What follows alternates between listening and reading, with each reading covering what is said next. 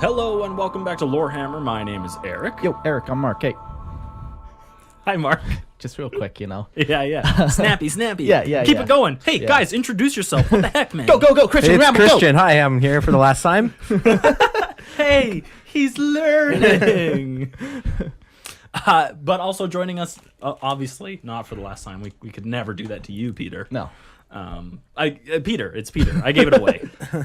Spoilers. Hello, yes. My own foolishness ruined the surprise. Peter and Chris joining us today for an episode that people have been begging for. Just fanging for. They're some Howling. howling. Oh. They just. Yeah, we're doing Space They're Wolves as itchy today, as so. fleas to get this episode. So we didn't get all the bad puns out of our system beforehand. I thought we did. We had a full hour and we didn't get rid of them. Doggone it. Stupid. Yeah, okay, Space Wolf episode. Before we get into that, we'll just do some housekeeping. If you want to support the show, don't forget to support us on Patreon. $1 a month helps us do it and goes a long way. Yeah. Very easy, very simple. And if you are a member of our Patreon already or you're going to join, make sure you come to our Discord. This year we are doing something very similar to Armies on Parade, where we'll have a month devoted to completing a specific section of your army. Yeah, like a troop or an HQ or... Exactly. And then if you complete that within the time of the month, Lorehammer, yes, us, we will actually mail you a pin Yep. to have and to hold, to cherish, Yeah. for better or for worse. Forever. In the dark times ahead, have a trying hit or have a pin. Right, have a little pin. There you go. But by the time a whole year has passed, and we're starting this in February, probably right around when this episode is coming out. Yeah. By the time the year has passed, you will have a collection of pins that are all unique. Yeah. All slightly different, but all branded Lorehammer. So it should be a very cool thing to So participate when you in. walk up to that gaming table and you got your vest all pinned out, you look like a 5-star general. That's you right. You can thank us. That's right. You're welcome. You're welcome. It was us who did that for you. But yeah, if you're looking for a place to even just do some hobbying or modeling, or you just want to hang out with some people who like 40K, come hang out on our Discord. Yeah, it's very cool. Very fun. Cool. And one other thing. Okay, I got another podcast. I got a podcast called Pillow Talk with Mark and B. So if you guys like listening to Lorehammer, but your girlfriend hate listening to Lorehammer, Which is probably the case. It's usually the case. Come listen to Pillow Talk. You can still listen to me. Your girlfriend can listen to B. It'll be perfect. It's fun. We just did an episode on communication and just talking, so it was nice. Come listen, Pillow Talk. Was it a silent episode? No. That would be the first thing about communication is it's usually, verbal or written down or I don't know. You don't just sit. I blink in Morse. Is the only way I choose to communicate with my partner. That explains so much. Yeah. Aha. Cool. All right. Well, that's Well, that was the fastest. Yeah. You'd think. Yeah. Okay, that's it. We're in the episode. Let's fucking We're talk in about it. Space Wolves. yeah.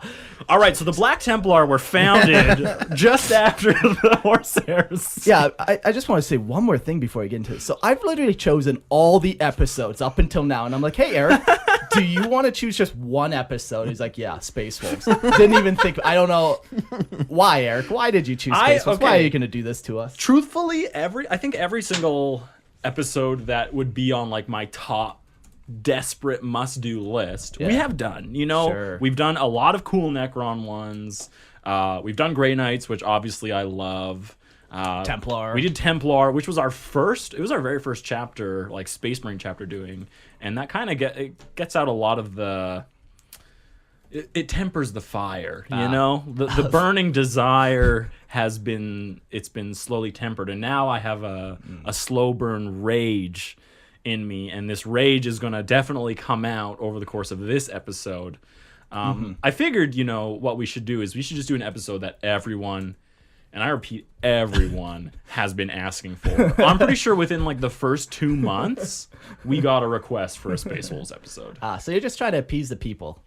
I'm a people pleaser. Oh, perfect. That's fine. I got hands for people pleasing, mouths for people pleasing. Pretty much any part of me I can use to please people. So That's canon. Okay. That's out there in the canon of Lorehammer. And I actually enjoy finding unique ways to please people. Okay. Join me on my podcast Eric the people pleaser. where I explore new ways of pleasing you. So, That's nice. That's nice. Space Wolves. Space Wolves. Let's start off in what has become kind of a fashion for us. Let's start off with a quote. And here we go. The sons of Fenris they are, hardened in the forge of their harsh world, eager for battle and honor. They are the gray warriors, ashen like the wolf, whose greatest joy is to hear the clamor of steel amidst the din of war. And that is quoted as being from the Space Wolves Catechism. Ah. All right, so let's dive straight into the history of the Space Wolves, and there's no better place to start than at the beginning, I think. Yep. So that's the Great Crusade. Founded as the 6th Legion within the Gene Vaults on Luna. Even before their noted aggression from the Gene Seed and their harsh environments on Fenris, their stock was taken from a range of savage and hyper-violent tribesmen from Terra.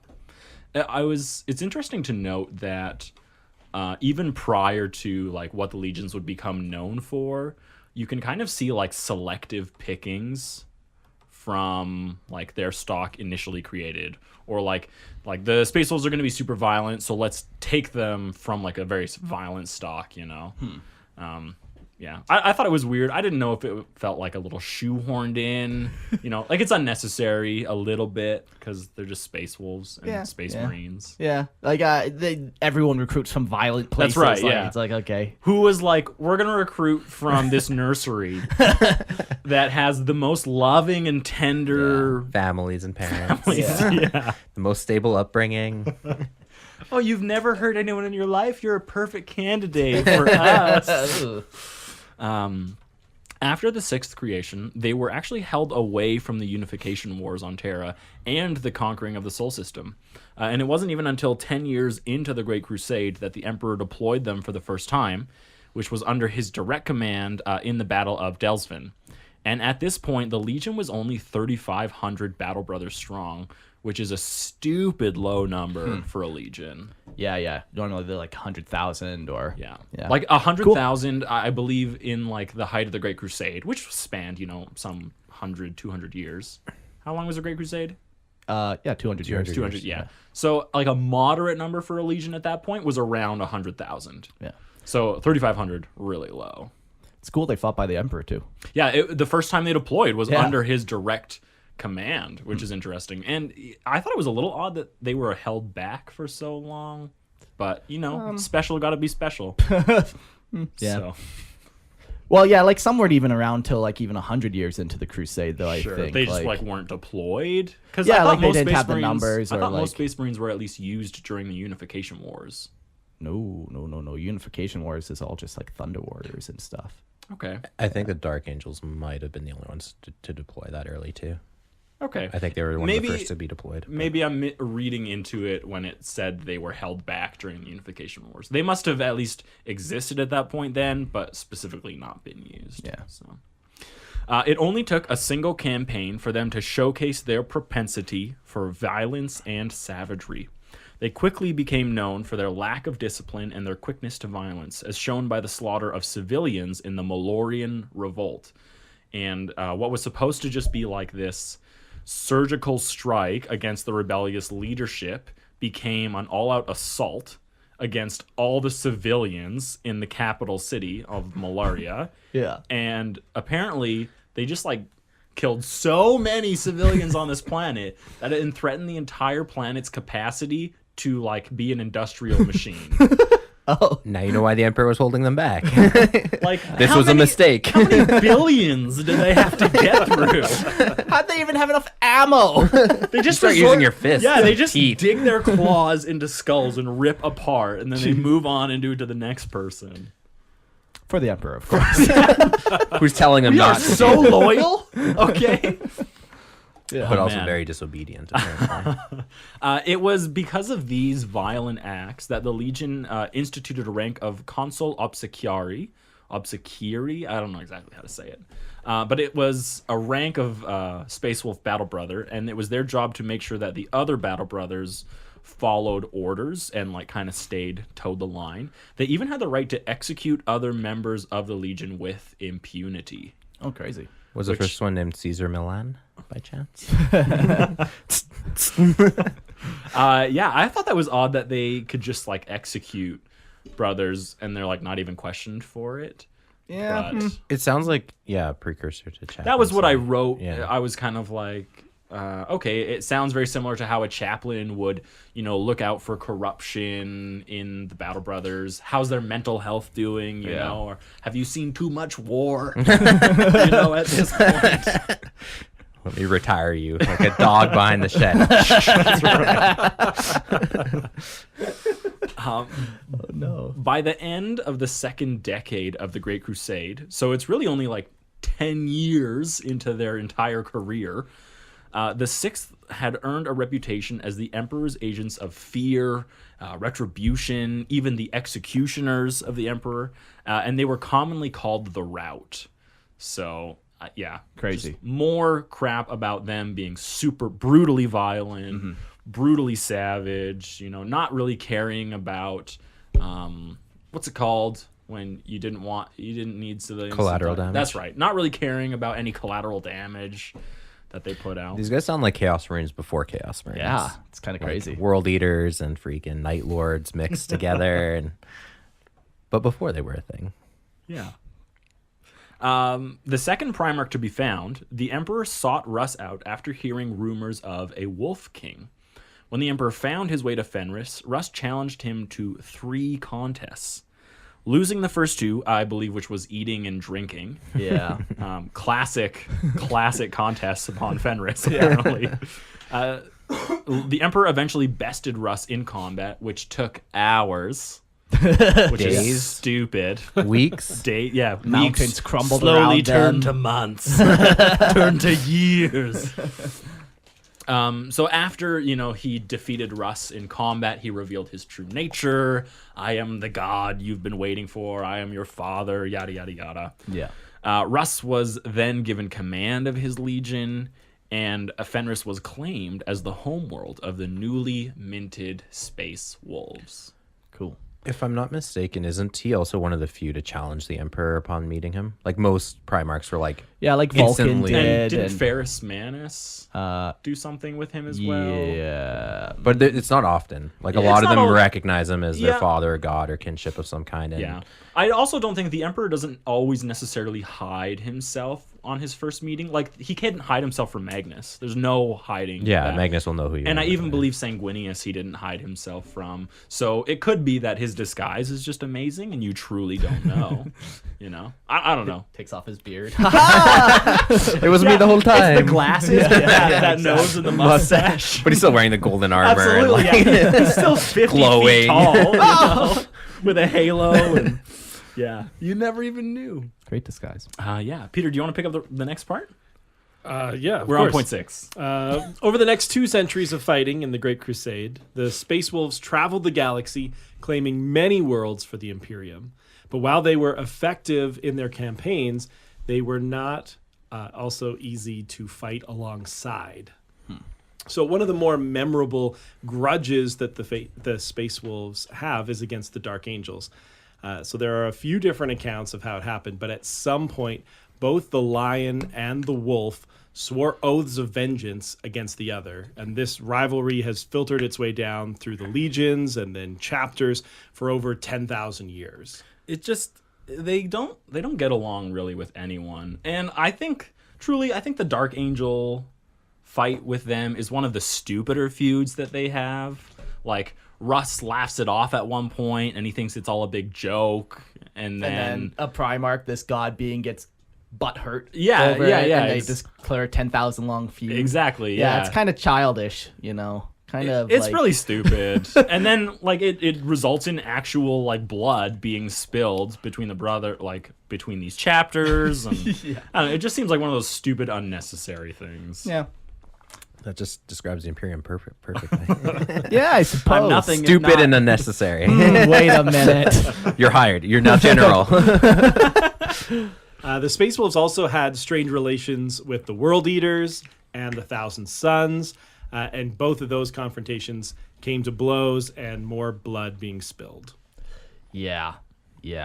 It's important to note, I think, the quickness and ease at which the Space Wolves seem to find themselves at odds with other chapters. Yeah, how easily they're able to just murder people on the spot with like one impunity. Well, when you don't have those civilians to kill anymore. Let out your rage. It seems healthy and normal. Yeah, it feels like a one-off is one thing. You know, like, sure, you have your feud with the Dark Angels and maybe like, stupid Dark Angels, and they're like, stupid Space Wolves. But the Space Wolves are like, all of you! Everybody can fuck off! You know? They're just, it's a little too much from them. Yeah, they got in their mind that they're the top dog for sure. The top dog! When they're not. Some custodes even talk about how the 6th Legion was responsible for the disappearance of the 2 lost legions, acting as the Emperor's executioners. So that's at least 5 legions now that they're actively physically engaged with. I think that's the line with them, with the Custodes. I think that's like a throwaway line. But everything I've seen, I actually really like thinking that they had a direct hand in like the disappearance or the culling or the disbandment of those 2 legions. I think it makes sense. Yeah, I was never a big fan of like the whole Emperor has each Primarch is a different tool. Russ is the executioner, you know. His loyal dog. Yeah, I don't know. Yeah. I feel do you have a different thing that you like thinking about those 2 lost legions? Like they could have been involved still, Space Wolves, but who knows what that could have been like. And I don't think they're the ones who like did it all and like ganked entire chapters. Like they don't have the numbers for it even. They definitely don't when you're going off of like their initial numbers for sure. Like I don't know. It seems like one of those things. I don't know. I was never a big fan of the Emperor's executioners. Like, okay, Emperor, make better product then. If you already like, okay, I know half of you guys are gonna turn. I'm gonna need an executioner here. I don't know. I don't know. They're fail-safe built in. No. Yeah, sure. No, like even Black Library kind of walked that line back a bit themselves. And I thought the Custodian line was very new. No, well, it was in the earlier Horus Heresy books, and then as the Horus Heresy books came out after, they kind of walked it back a little bit. So we still don't know exactly what happened to the Lost Legions and how involved the Space Wolves were. Sure. So it's not like a one-for-one. They actually I don't think that line alludes to anything beyond the fact that the Space Wolves were involved. To some extent. But then there's the rumors about the Ultramarines and all kinds of other taking rumors. in that like influx of people. Extra recruits. But it makes sense to me only because it feels like every time I read about Space Marine on Space Marine violence, it's the Space Wolves. And the only thing that can truly like force another legion to disband and like throw away everything would be another legion, you know. Sure. Like the Imperial Navy isn't going to do it. So, Sure. Yeah. I don't despise it. It's not the worst. No. We're going to go into much worse things in this episode. So thank goodness we didn't hit that this early. And by the end of the Crusade, the Legion's numbers were in the range of 95,000 to 100,000. And this is like a moderate size, but it's still quite a ways away from their top strength, which was 130,000 Battle Brothers at like some point in the Great Crusade. Nice. So they went from 3,500 all the way up to 130,000 and down to around 100,000. Nice. So a pretty decent sized chapter. Legion, sorry. All right, moving on to the Council of Nicaea.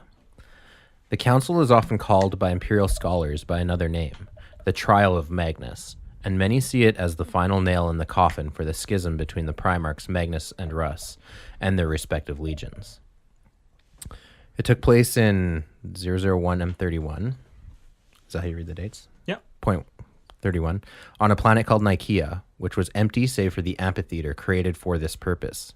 It was one of the last times that so many important figures of the Imperium would gather in one place before Horus's betrayal. This amphitheater is pretty cool. It's like built inside a volcano or some shit. Yeah. And they have like force fields holding out the magma. It was like I think it was a some kind of like theater or something before. blanking so hard. Somewhat Perturabo built it. Oh, okay. Yeah, one of the Primarchs definitely did, and it wasn't Dorn. So Perturabo, that's Probably. that's the next like one that makes sense. So yeah, he built it, and it's on this planet that's supposed to be in its like primordial stages. So yeah, it's constantly having like volcanoes and crazy Earthquakes. storms. You can't even like see the surface of the planet because there's so much interference and stuff. Yeah, it's a pretty cool place. Yeah, it sounds very cool. Perfect spot for a secret meeting. That's for sure. A secret trial. Or like a witch hunt, some might say. and like like a evil villain's lair. Yeah. The Emperor's lair. Meanwhile, perhaps. in the Council of IKEA. Sure. While Magnus was convinced that the council would vindicate his legion's existence as psychers, Russ was attending with 3 great companies of his legion to act, in his mind, as a deterrent in case Magnus became confrontational. Keeping in mind that the Space Wolves had been involved in many Astartes versus Astartes conflicts and may even have destroyed 2 other legions under the Emperor's orders. Yeah, I don't think any other chapter had as nearly a big of or legion had nearly as big of a presence in this thing. Yeah, I don't recall it. Yeah, I remember like Primarch showing up with like delegates, like a Yeah, small yeah. squad of their Like- most trusted advisors and things. Yeah, but- even Magnus, he shows up with Ahriman, and like a Yeah. couple other sorcerers, and like that's it. But Russ is here with 30,000 space marines. a little overkill. Yeah.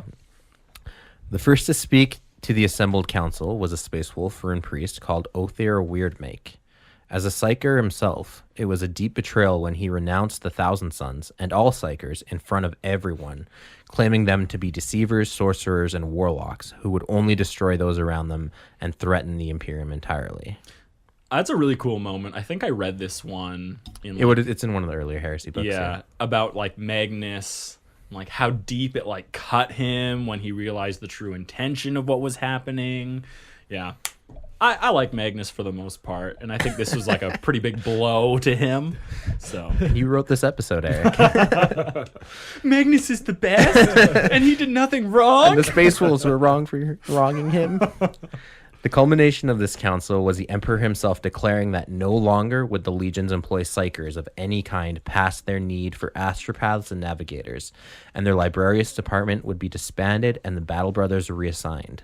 Russ felt vindicated in this sentencing as he had never trusted Magnus, even as he hypocritically overlooked the rune priests within his own legion. I'm glad you brought that up.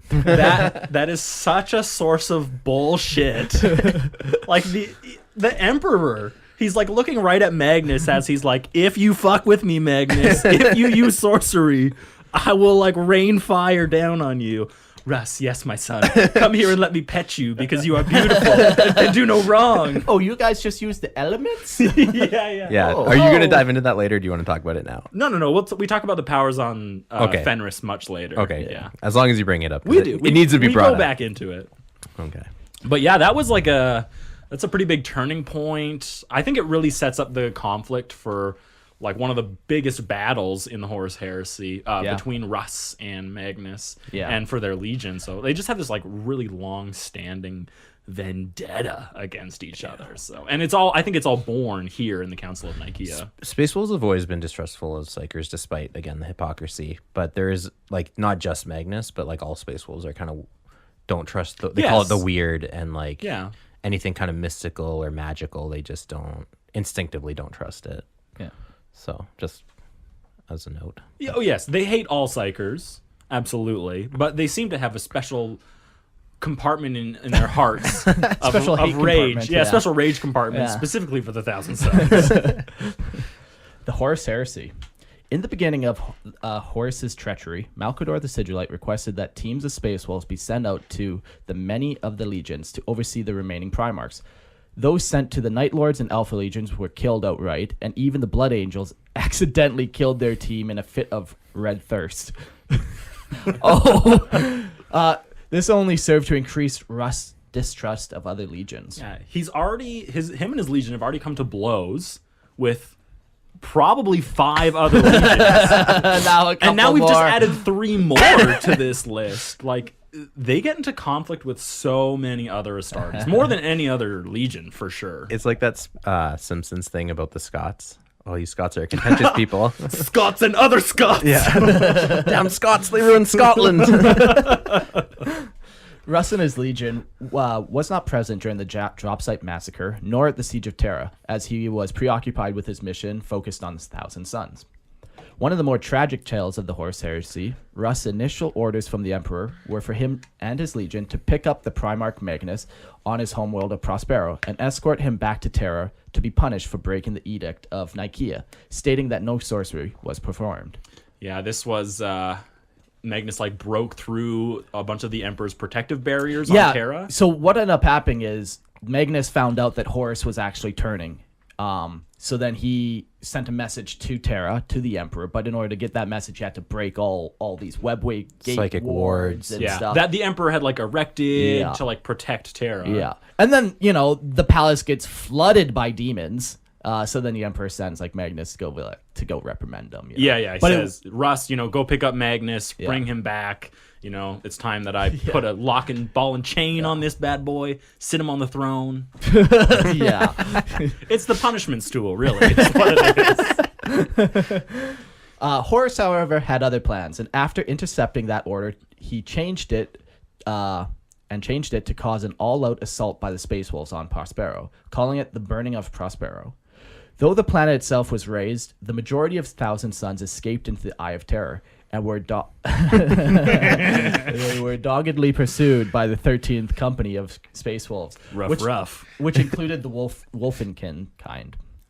This great company would not be seen for the next 10,000 years. Yeah, they just disappeared into the Eye of Terror, on the hunt. Faithfully chasing the heels of their prey. But yeah, that whole battle's crazy. It's a whole legion against another legion. They wipe out a whole planet essentially. I mean, that's what you I think you gotta have that if you're doing Legion on Legion. It's in their fortress world. Yeah. How many places do they have around the planet? Where they have arsenals of power and other inventory and weapons. You got to destroy the entire planet. Yeah. It's just for safety, and especially when it's warp touched or whatever. Absolutely, so. yeah. It's also a sign of corruption has taken over the entire planet. Yeah. So They also brought with them Custodies and Sisters of Silence, which I can't remember how it all plays out because I read the novel and I think you read the novel too. Yeah. But this was years ago when it first came out. How can Constantine Valdor, so he himself, who's head of the Custodies at the time, accompanies Russ and the Space Wolves in the burning of Prospero personally? How can that message get screwed up when the guys who are literally there when the order is issued? I can't remember if Valdor was on Terra when he initially orders that. Yeah, I don't. Is it just a massive plot hole I just stumbled across? I don't or think I have so. no idea. I can't remember entirely.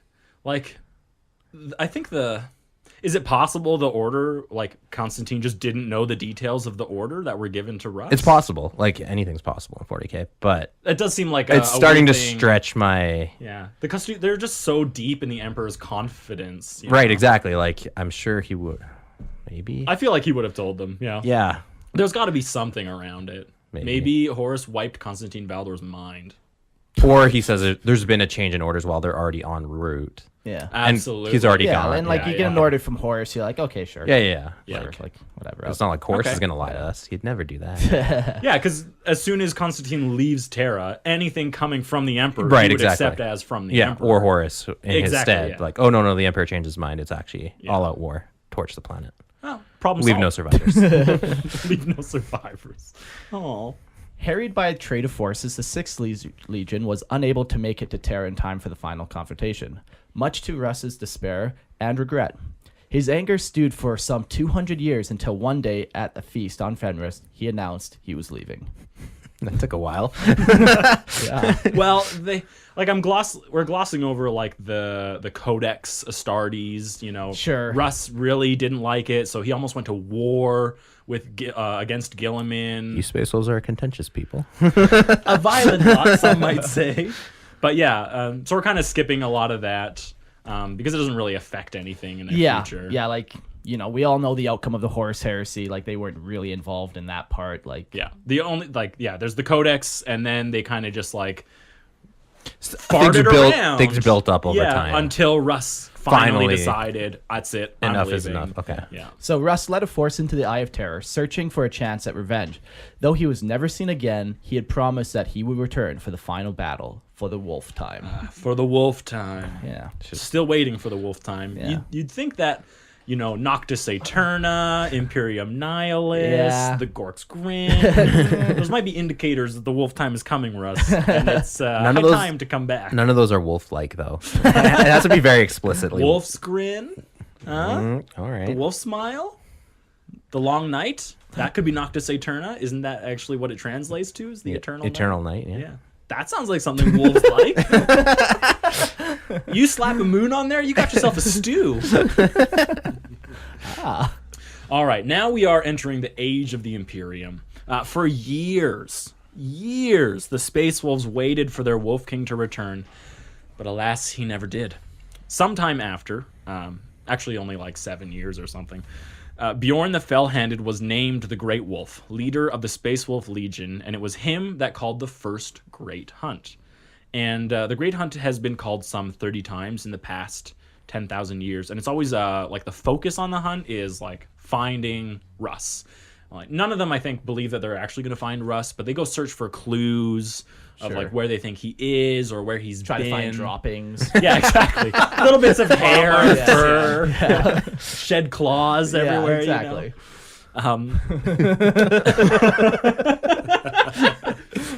Smells like wolf shit.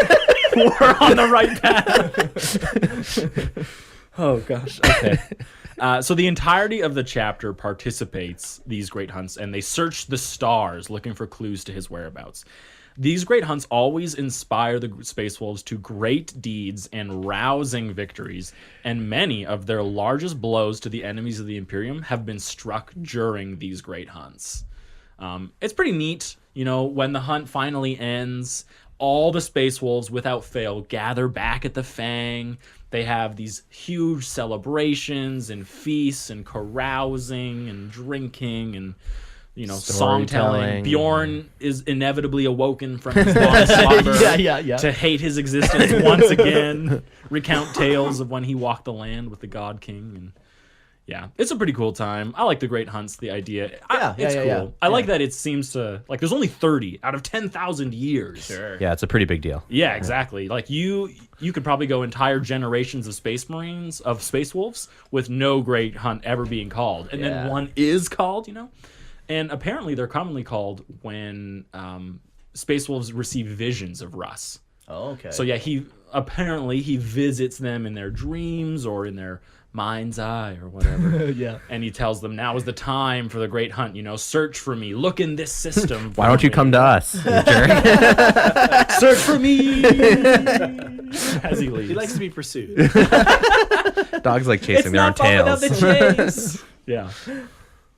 The Space Wolves were extremely active throughout the last 10,000 years, bringing forth their emperor-given fury against his foes. And here are some of their more notable encounters prior to the Ultima founding.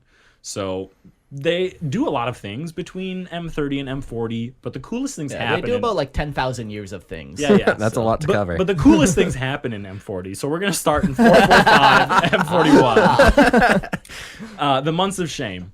So in the aftermath of the First War for Armageddon conflict, the Space Wolves moved to protect Imperial Guard and civilians from Armageddon from inquisitorial purges, leading to first kind of a Cold War where the Space Wolves refused to fire upon other Imperium Vessels. stuff. Yeah, vessels. And then eventually it becomes a direct clash between the two powers, and at the very peak of the conflict, the inquisitorial force brings their entire army to Fenris, and their intention is to just lay siege to the planet and destroy this chapter legion.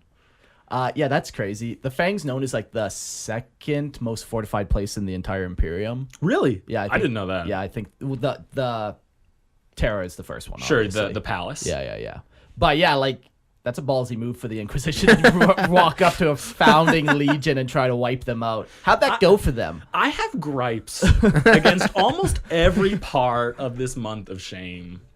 So let's work down the list. Okay. 37 points. Welcome to my PowerPoint. So first of all, if the Inquisition has decided that this population has come into too much contact with chaos, with the warp, and they need to be put down, and someone actively stops them, that's bad. Yeah, that's almost like taking the side of the Cha- forces of chaos. Of chaos. So, some would say you're serving chaos. Some would say. Not me, of course. I would never say anything bad about the Space Wolves, but some might say that. So yeah, first of all, that's red flag number 1. Strike 1. Yeah.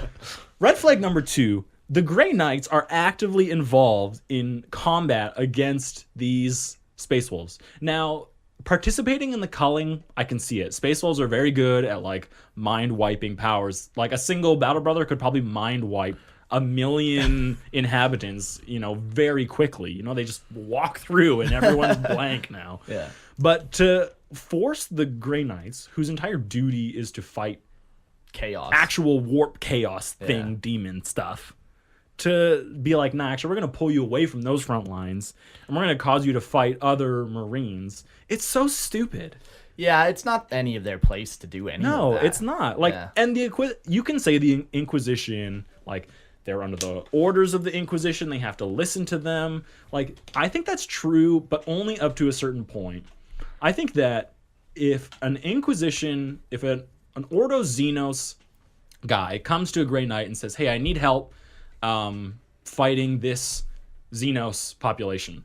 And the Grey Knight says, cool, are they attuned to the warp? And the guy says, no, why? That's stupid. Why would you ask? Yeah, and the Grey Knight says, okay, bye. Yeah. You have other know? people to do that. Exactly. Yeah, you're wasting a very Yes. specialized tool on something that they're not used for. The Grey Knight is it's not worth risking his life against a Space Wolf when he needs it to protect the Imperium from a demon.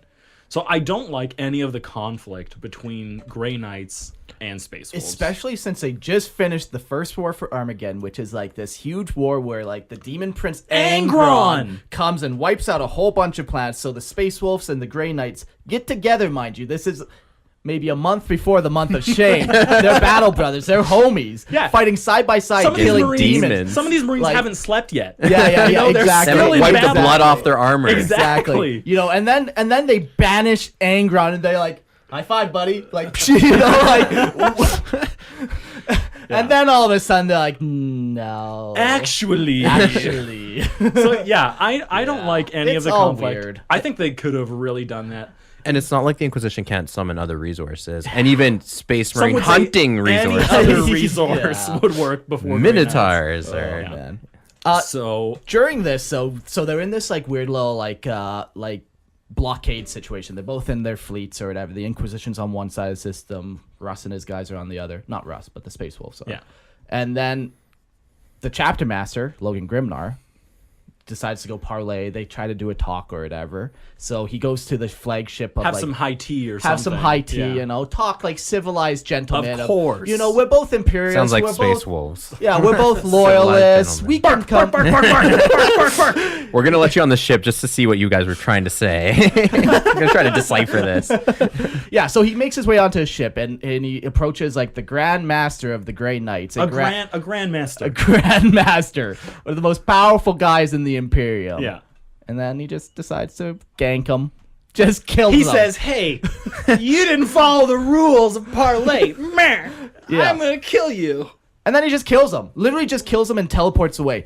And yeah, it's crazy. I have yet to see any excommunicata Tritoris symbols stamped over the Space Wolves. Yeah, and Come keep in mind, on. those two are fighting Angron side by side a day later or a day earlier. it's so stupid. weird. It's so weird. Yeah, I also killed him with a chaos axe, by the way. We'll get into that.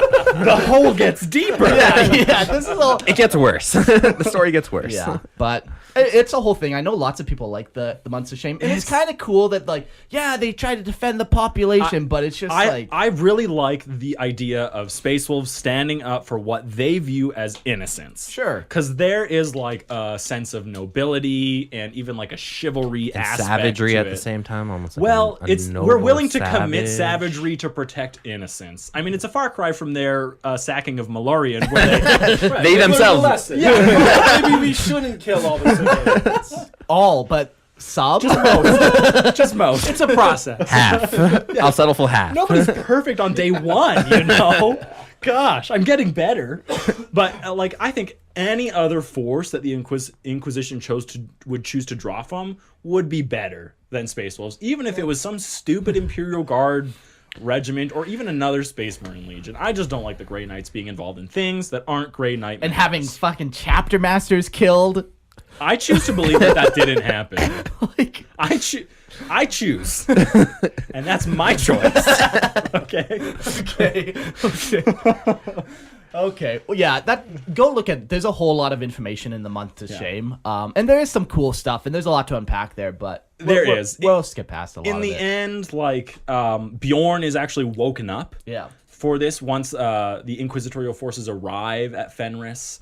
And you know, it looks like a siege and like all out war is inevitable. Yeah. Bjorn wakes up and he's like, fools, like, why are you fighting the Inquisition? And then he's like, I'm gonna go talk to them. He goes talk to them and he demands that the Inquisition never ever comes back to Fenris. Oh, okay. And you know what they do? They say, oh, yes, sir.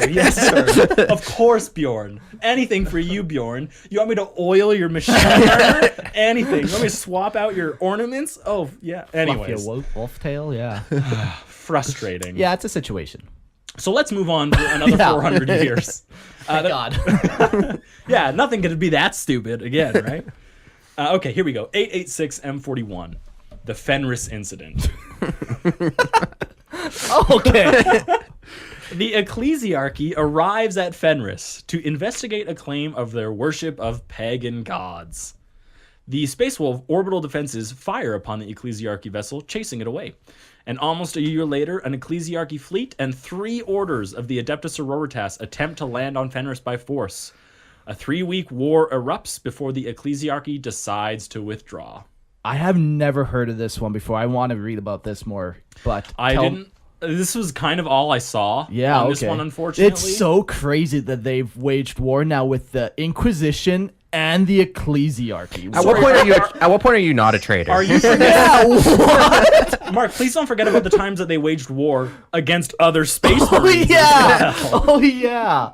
What the? Yeah, is there anyone they haven't fought with at this point? Like, at this point, if you're a member of the Imperium and you haven't fought the Space Wolves, What's wrong with us? You're kind of a bitch, yeah. Like, you're they're the person, alpha dogs, so they're just putting everyone else in their place. You're the person who's like the Space Wolves. They like, you're not a threat. I don't even care about that. You're nothing. Yeah. I would rather go fight the Ecclesiarchy, you stupid idiot. Crazy. And then the final thing that I think is one of their cool moments, actually, happened in 999 M41, and it's called the Hunt for the Wolfen. And the Wolfen returned from the Eye of Terror. This is the 13th great company that actually disappeared during the burning of Prospero. Sure.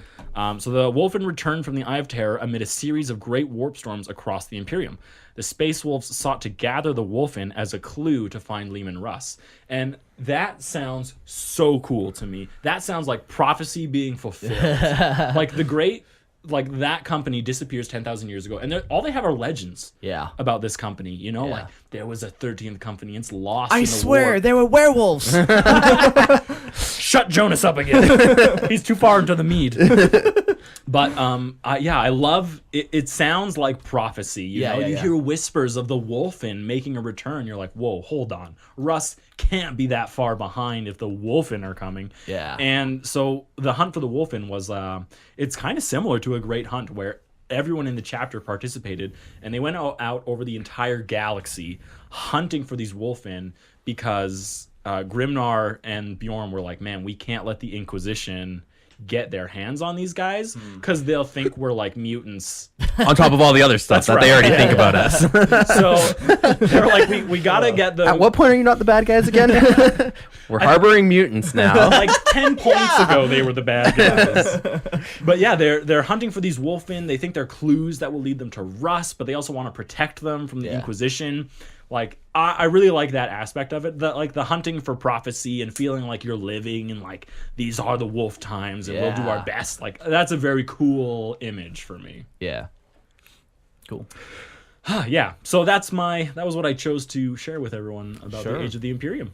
Nice. Yeah, they did a lot of stuff. Like they defended the Imperium for 10,000 years. Yeah, they had a huge portion to play in the 13th Black Crusade. Oh yeah. Like I think he committed all 12. Like Logan committed all 12 great companies to the Black Crusade, which I don't think any other chapter like sent their full force. I think a few did actually. Okay. Yeah. Yeah. Some of the minor chapters. Oh, okay. It feels a little less special when like you're not a founding. Yeah. They all obviously are the big dogs They're in a the big yard. one. And Logan, I think he even commanded a lot of the forces. Yeah, he was elected the leader of all Imperial forces. So he's that's like a pretty big deal. commanding all the Cadians and every other regiment that shows up and the other Space Marines that show up. Yeah.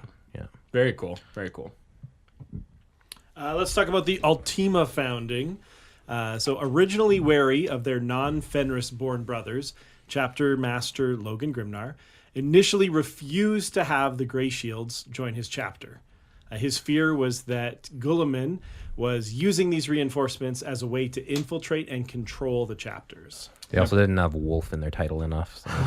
You can't roll with us. Of course, these are the Primaris that came out of Mars. Yeah. Thank you, Call. Yeah. So Grey Shields, they made them of every chapter, every legion, and were given out. And I think it was a pretty common thing. It seemed kind of 50-50 split on whether a chapter was willing to accept them into their ranks. Man, I don't know about that.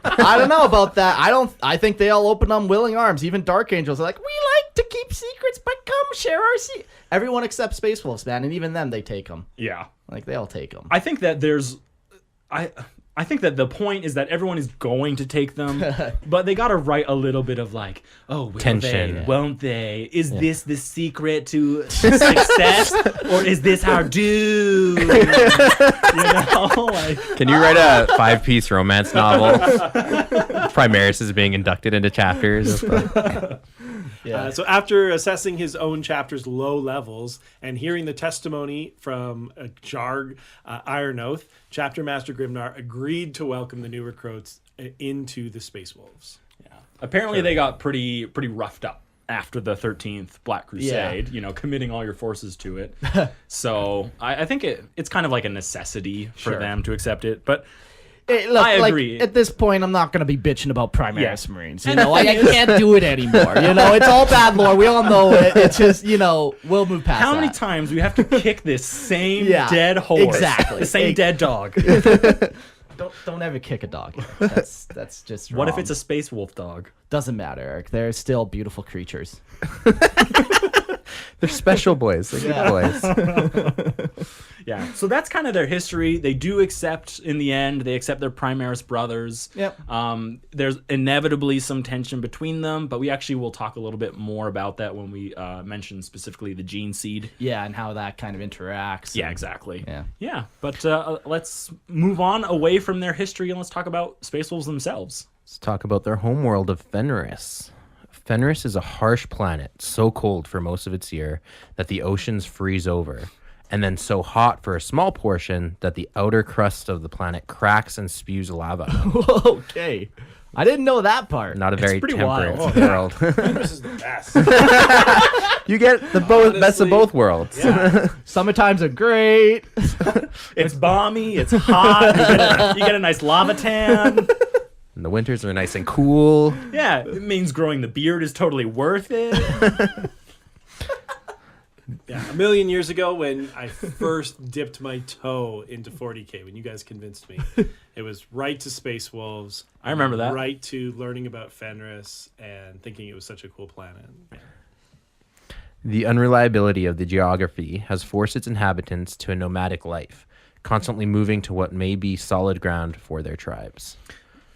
Yeah, when it talks about like the winter, all the oceans freeze over, except for like very small pockets or something. Yeah. And there's like islands out there, and there's no need to like sail or anything because you can just walk on the frozen ocean. So all these tribes are like contending for like resources, food. You got to follow the food resources and stuff.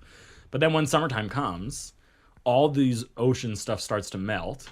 So you better have some ships ready. And even then, at that point, like the islands that you're on, Might be lava. there's a good there's like a good chance that island is not going to be an island for very long. So you gotta huff it out of there, like pretty fast. It's like a constant state of like flux and danger. Do you think like the ocean, so they're frozen over and they have boats? Do you think they could sail their boats on like the ice? Like there's like Just a Yeah, sled. it's a called sled? the boat sled. yeah, like just like I wonder if Yeah, that would make sense. I love the imagery of that, of like still Giant using Viking like a longboat. Viking sails.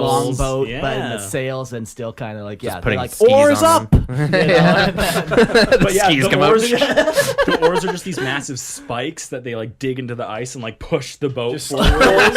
Yeah, like ski poles. Yeah, for the boat. That's why they're so ripped. I'm liking it.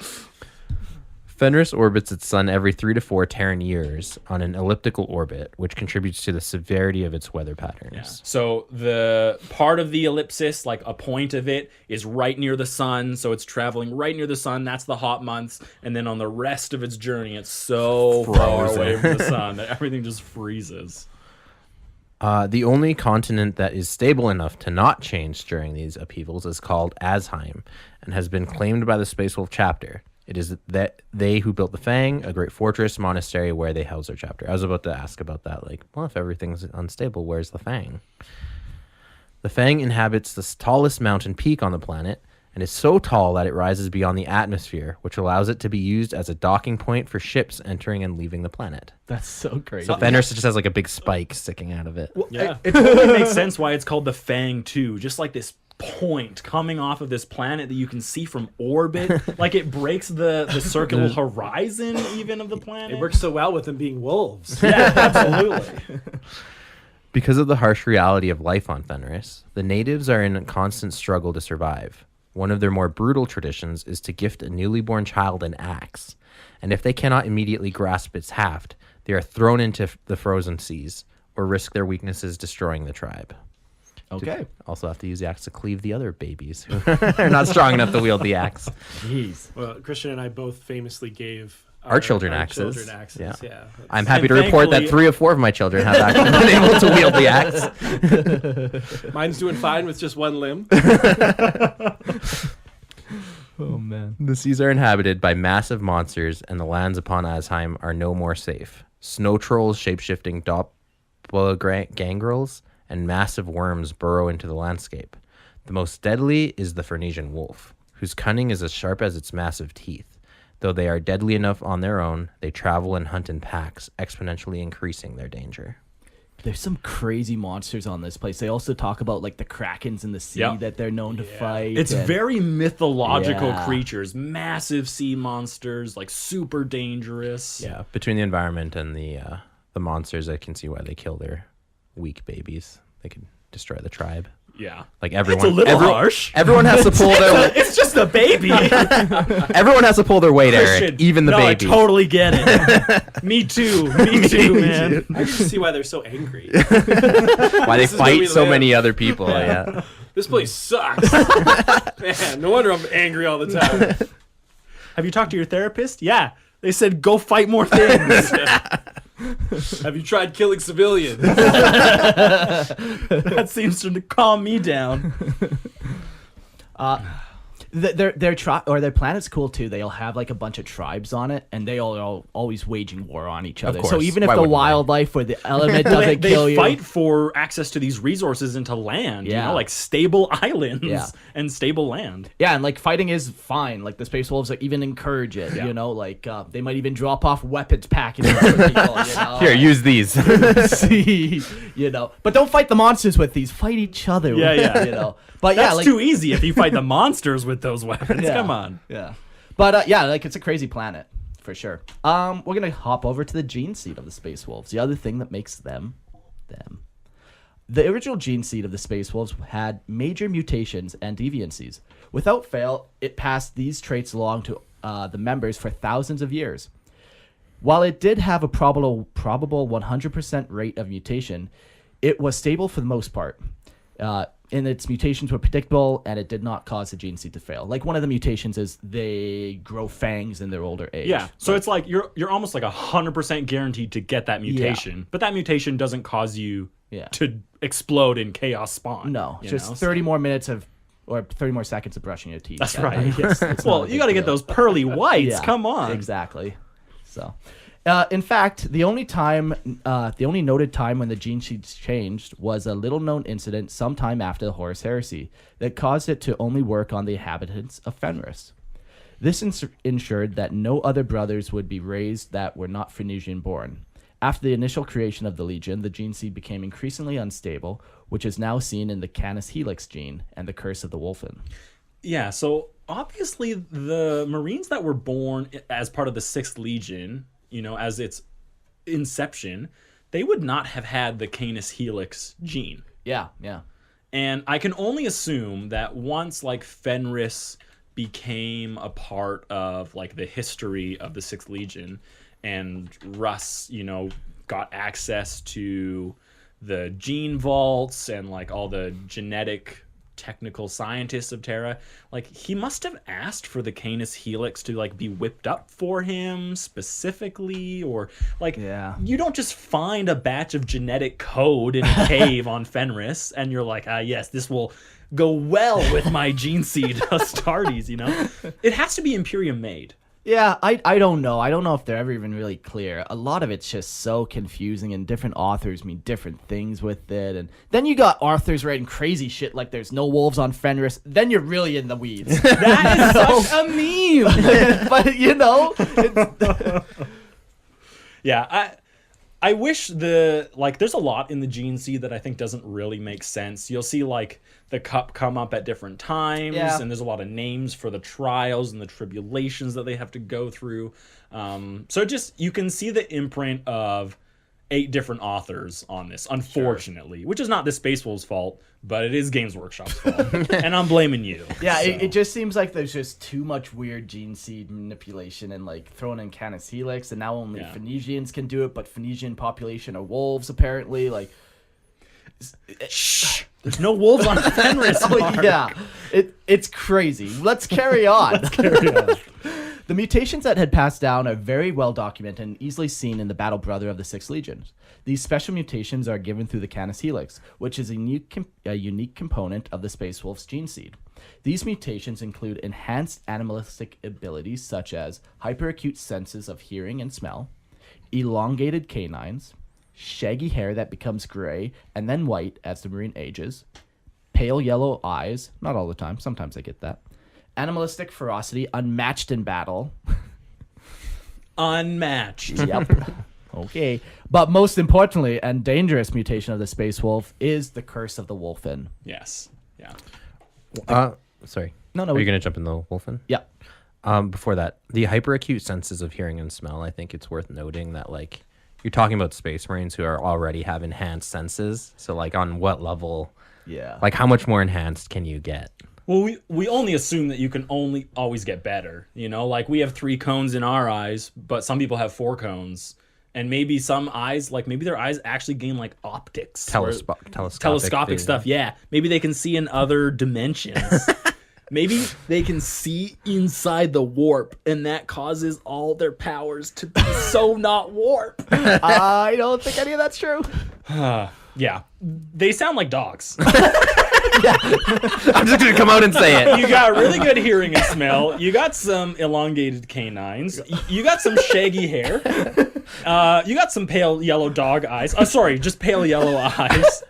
And then, the most importantly, you can actually just turn into a wolf. So, dogs. Hear me out. Space dogs. Anyways. The Curse of the Wolfen and the Test of Mordkai. Do you talk about the Test of Mordkai, or who Mordkai is at all? No, actually, I don't. Mordkai is just like one of the tribesmen on Fenris, like their god, of, I think it's like death even. There's 2. There's the Twin Wolves, there's Mordkai, and there's one other one. But anyways. Wait. Does that mean the Ecclesiarchy was right and they were worshipping pagan gods? Oh, yeah. The Yeah, no. Imperium was right about everything. How many times do we have to clarify that they are not good? Yeah, I don't think the Space Wolves are good guys. No. Necessarily.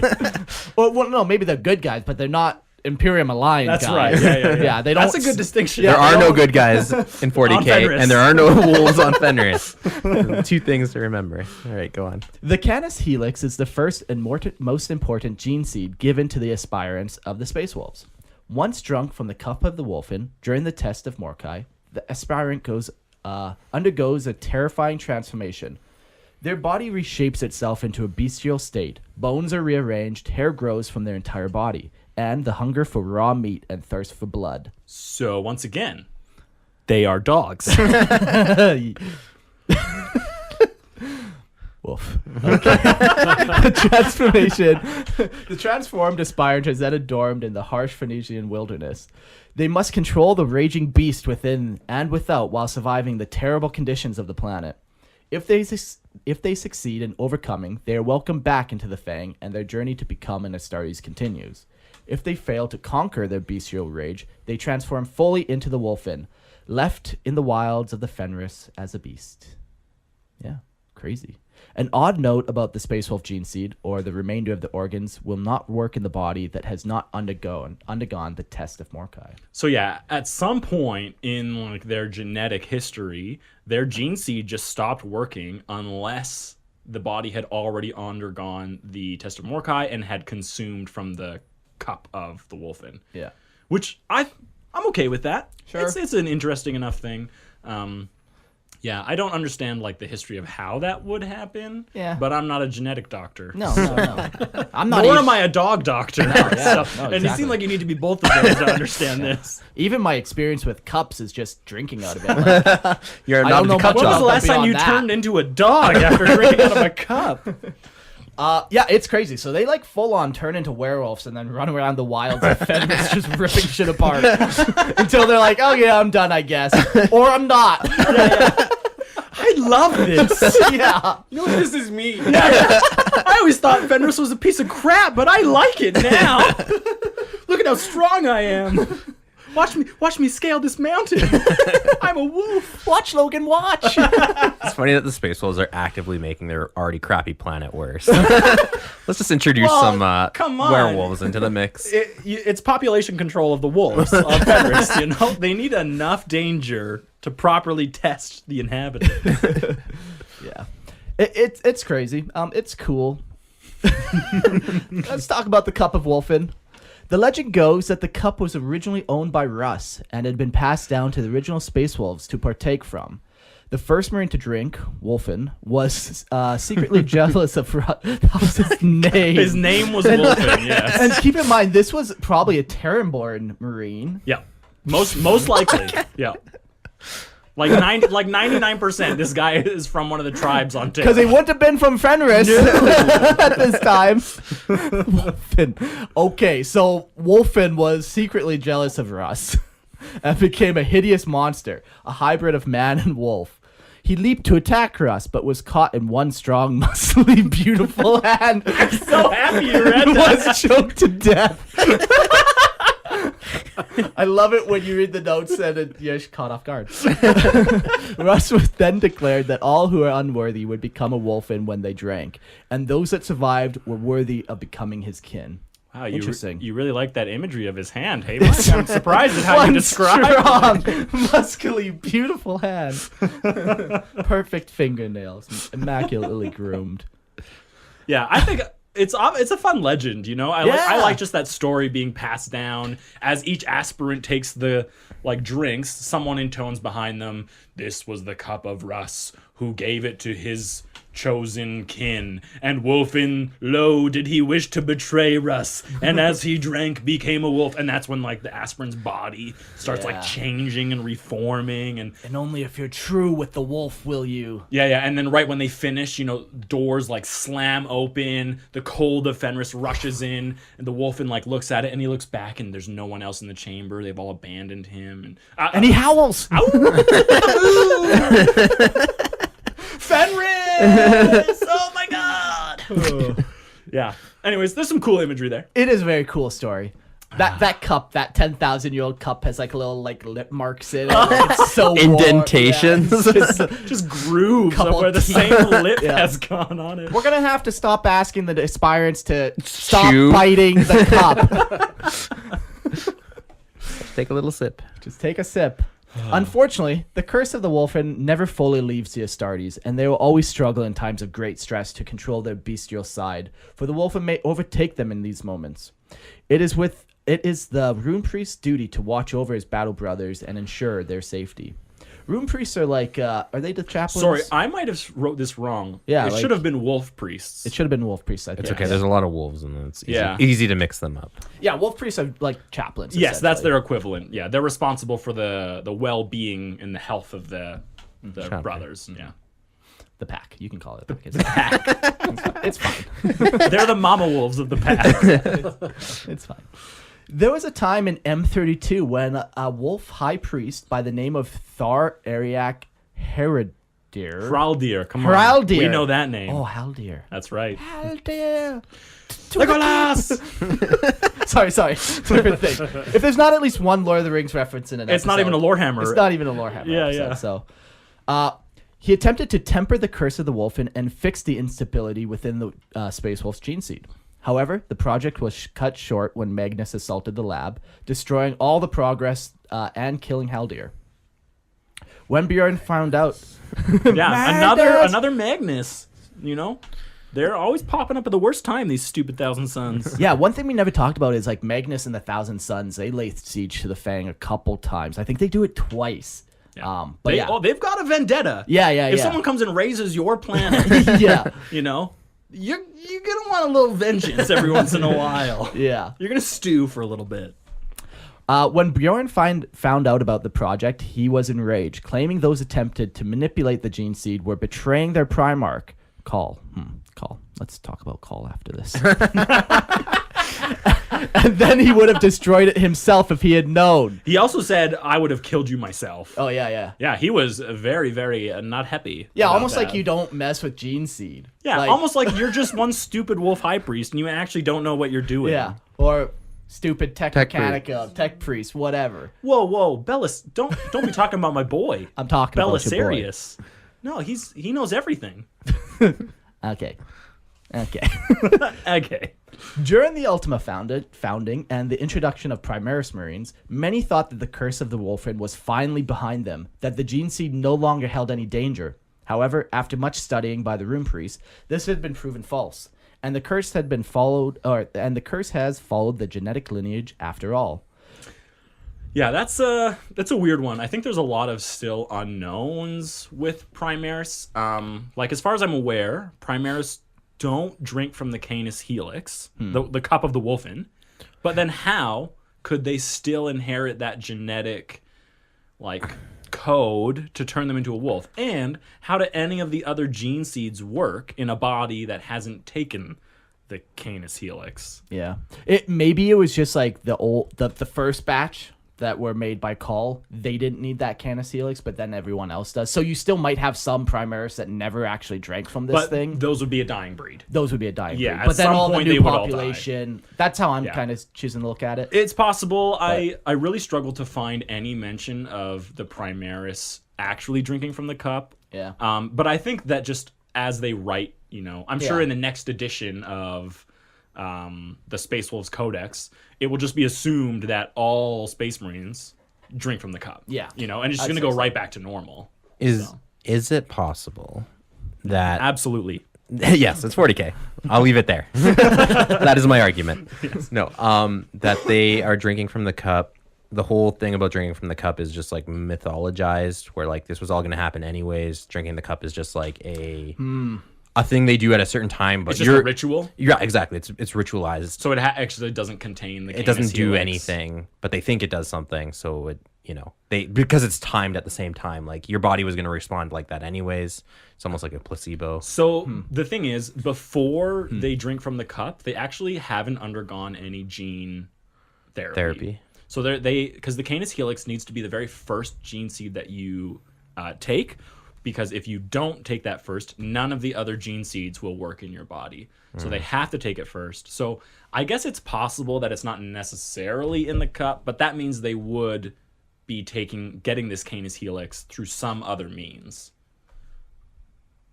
You know, if the cup is only ritual only, you know, Yeah. then maybe they're giving That them seems like a reach. Like, yeah, they're we giving have them this a cup loaf of where- bread, Yeah. right before they drink from the cup. And that's the And thing. that's the thing. Oh case. my Really. god, there's some mold on the planet and all their bed. It's like, what's that one mold that drove everyone mad? It's like when wheat.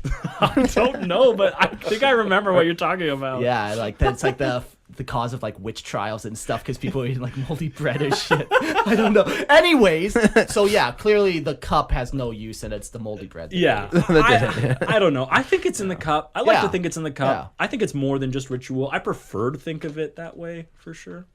Like I prefer I'm to just think throwing of it. stuff at They the wall. drink and then they turn into werewolves. Something Yeah. is in that cup. Denying that otherwise would be pretty. Oh shit, we gotta go now. John's about to turn.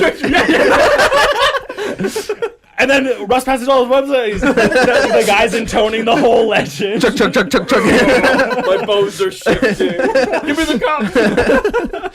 Hold on. Hear me out, though. But, like, what if they time it, like, with the moon is on a certain day of the month when the moon is high? You're the worst. You're the worst. I'm doing GW's work There's no moon involved. If there's moon involved, There are no moons on Fenris. there are only people.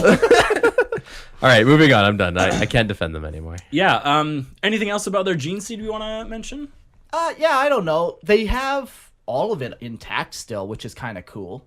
Like, I think they can spit acid. As far as I'm aware, yes. yeah, they have all their stuff, which is kind of neat. It is a pretty neat. I don't think any other chapter has all of them. No, like some do. Ultramarines. They're do. full. Okay. Yeah. Okay. They can still have individuals that fail, though, right? Like, Yeah, any one Marine can have something go right. wrong. But it's not. Yeah, it's not like it's not a. Some chapters it's just a guarantee that this organ will never work in you. Yeah. Okay. Okay. Do you ever talk about how Space Marines or Space Wolves don't have successor chapters? Yes. Okay. I Well, have then we a won't talk section about- on successors. Okay, then we won't mention it here. Yeah. Too Okay. late. Well, let's take a quick break. Little ad break. Yeah, and we will be right back. And welcome back. We just What a great ad that was. Don't you 10 out of really 10. want item? blank. Aren't you really happy to be a part of insert here? Yeah, so we just finished up talking about Gene Seed. We've talked about Fenris, the homeworld itself. Let's dive into just some more minutia of the Space Wolf chapter. Recruitment. So yeah, recruitment. To fill their ranks, wolf priests will descend from the Fang and scour the lands of Asaheim.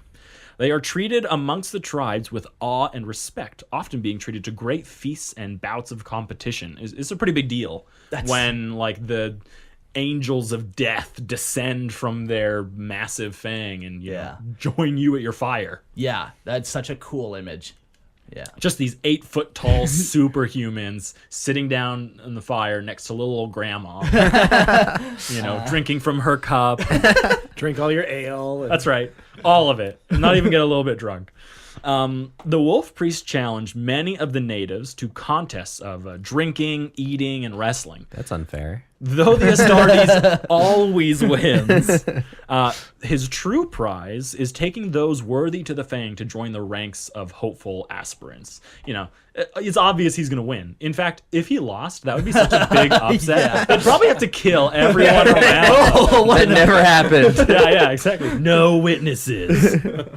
Yeah.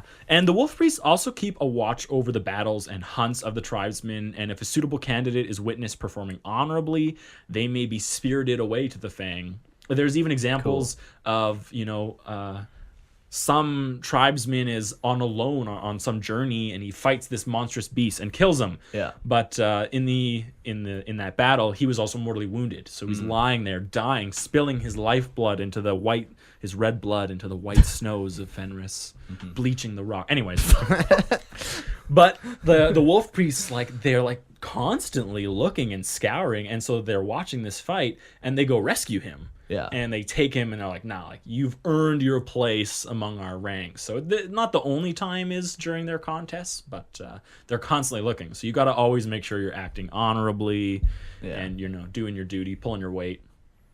Yeah. Throwing your babies away if they're not good. Yeah. In true All the Fenris honor, you know. Gotta feed the wolves somehow. But their recruitment it's pretty small and simple because they can only recruit from Fenris. There's no other planet that can take their gene seed. And everyone on Fenris is a badass too. That's true. So, Yeah. like, You have can't to be... you can't live on Fenris and not be one. Yeah, exactly. So, yeah, it's pretty simple. Pretty simple.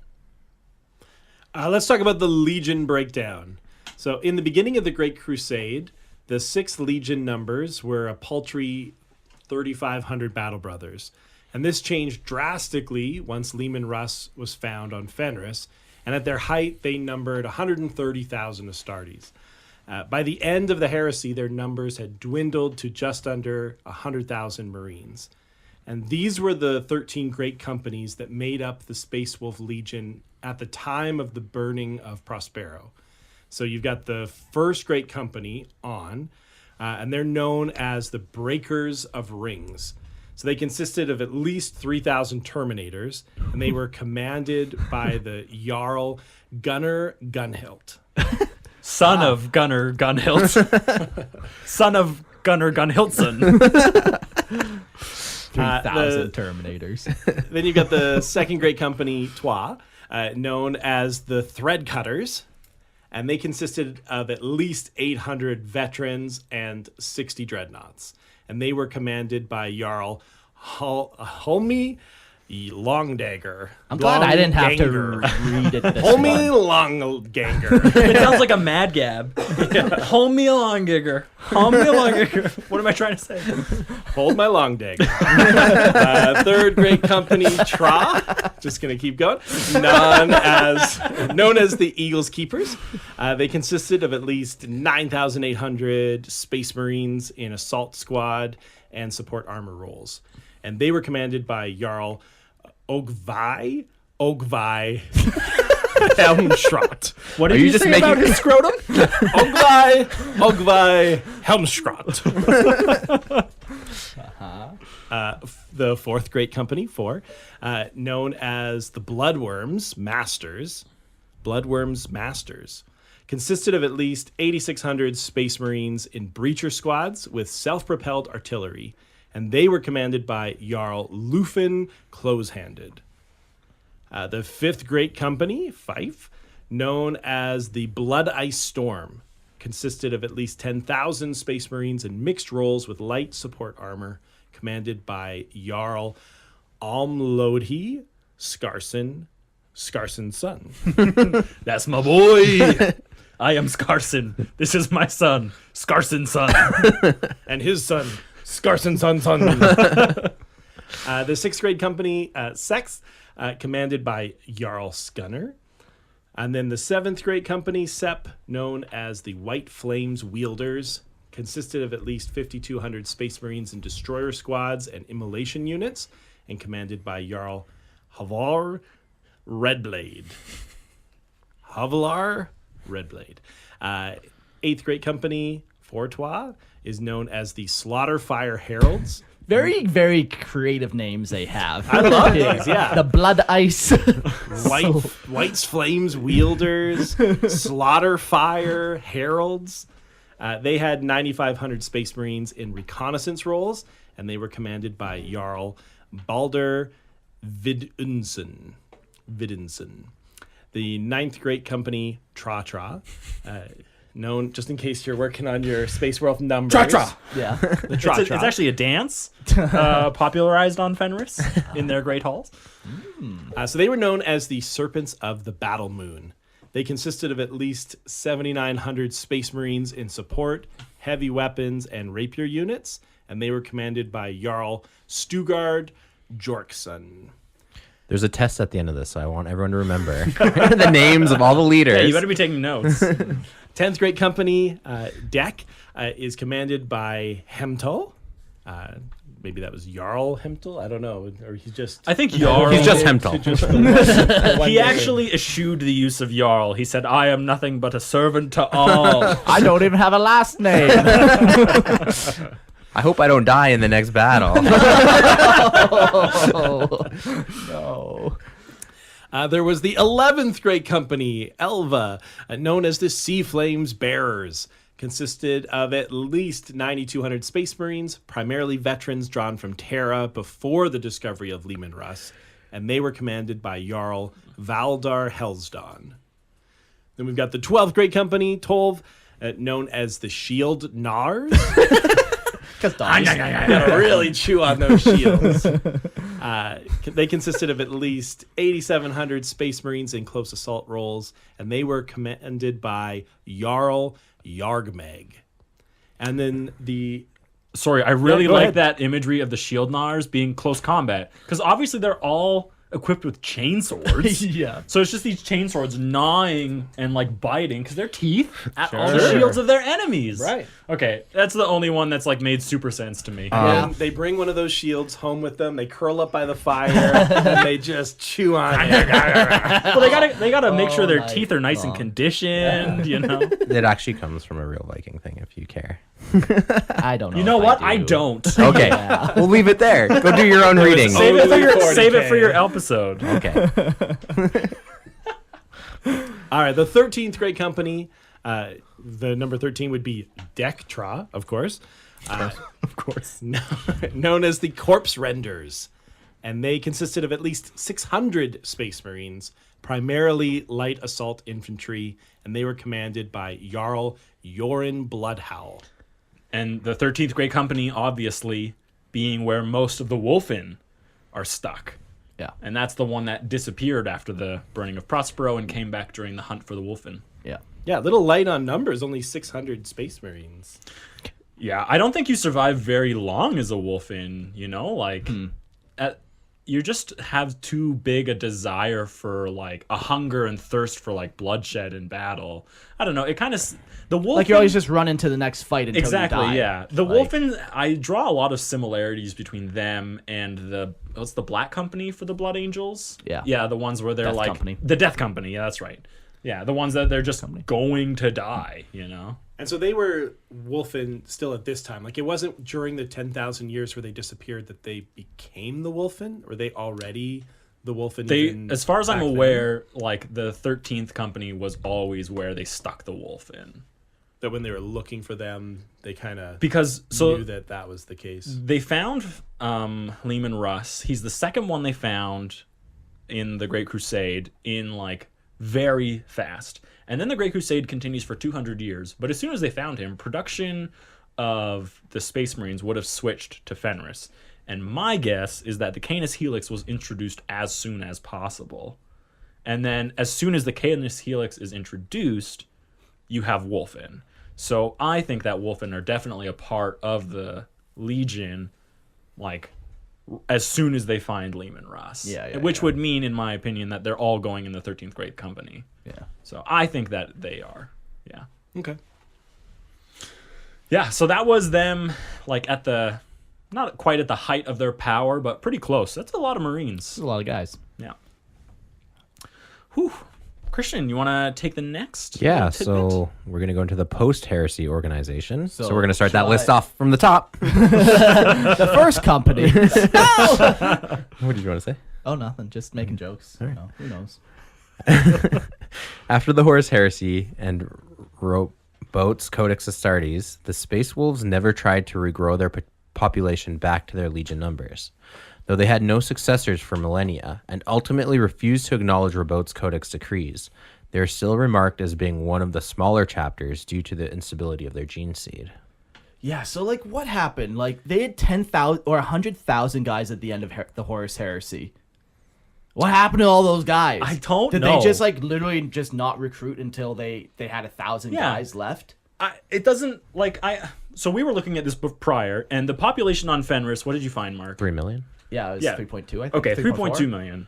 And I understand that they can't, like, there's no way they can keep up with the losses. If they're fighting, they have 100,000 guys, that means they can split themselves up into 10,000 different fronts, you know? And so if they can't reinforce all 10,000 different fronts at the same time. So I understand that there would be a decline, but it should be slow, in my opinion, because Space Marines don't die all the time. Yeah. You know? Like, there could be thousands of years that the wolves still... Well, maybe not thousands. It could have been, though. Yeah, you know? you have 10,000 years to play with. Yeah. So they're at some point, they're at 100,000. Yeah. And I don't want them to ever go beyond that. But I get that it would be a slow decline. But for them to say that the population of Fenris now can only sustain less than 1,000 Marines, that seems so crazy when previously Well, you know, Fenris has been sieged by Magnus, by the Inquisition, by the Ecclesiarch, They die a lot. by Magnus. by some weather, by some wolves that aren't wolves. By the Exactly. They Kraken. keep putting more dangerous So- wolves out there. And an interesting thing to note in our reading that Peter just read of all the great companies is that all the Terran-born Marines were put in one great company, and it was only 9,200 Marines. That means the other 90,000 Marines Yeah. came from Fenris. It was better times during the Oh, Crusade. please! You're It such was Population was bullshit booming. answers. You don't know. You don't know until I see hard numbers for the Fenrisian population. This is you with the wolf. Oh my god, you're so beautiful, Wolf. Let me touch your fangs, Wolf. Let me look into your yellow eyes, Wolf. No. I don't. I don't even like Space Wolves. He didn't even want to be here. You got me out of bed. I put on my clothes and came over here to record this just for you. But yeah, I think there is definitely something missing. Yeah, like it just, there's a lot of guys and then there's not, and there's no reason for there I not would to be. love to see like some genetic disease come like and wipe out 90% of the space wolf population, and then they were like, we just can't get our numbers back now. Sure. Like some apocalyptic level thing to happen where they just lose everyone, and then they're like, okay, you know what? We're not following the codex, but we don't need to put our numbers back to 100,000. Yeah, just like, why would they not? Yeah, they obviously have the capability of doing it. And they don't care about the codex. Yeah, absolutely. They never Or have the cared. Inquisition, Or the Gilliman. Ecclesiarch, or Gilliman. or anyone. Is it possible that they just got into so many fights in that Yeah. amount of time that it just decimated their population? Thank you for the fighting question. everyone? Good question. The answer is straight no. The Great Crusade and the Horus Heresy is supposed to be the most vicious fighting that the galaxy has ever seen. Yeah, but they missed chunks in of it. 10,000 years, they have not participated in anything that's supposed to be as terrible as the Horus Heresy. So no, I would say their numbers could not have lost that much more in the 10,000 years than they did during the Horus Heresy. Normally, I love arguing numbers in 40K. I could do it for hours, but I think we should just move on. All right, back to the Reformation that led to the modern Space Wolves. The Space Wolves kept the 12 great companies, although they have been renamed and repurposed. Each great company commands its own forges, armories, and fleets, and they can act as an entire armies in their own rights. Yeah, Very I think cool. that's a really big difference between the old great companies and the new ones. The old ones seemed singular of purpose. Yeah, specialized. You know, like this company only does Terminators. This great company only has light assaults, you know? Whereas these newer great companies, they're much more autonomous from each other. Yeah, and they have a little bit of everything. Yeah, and exactly. They're tactically flexible. And, yeah. Do you want me to go over each? Yeah, let's do it. All right, let's start from the beginning.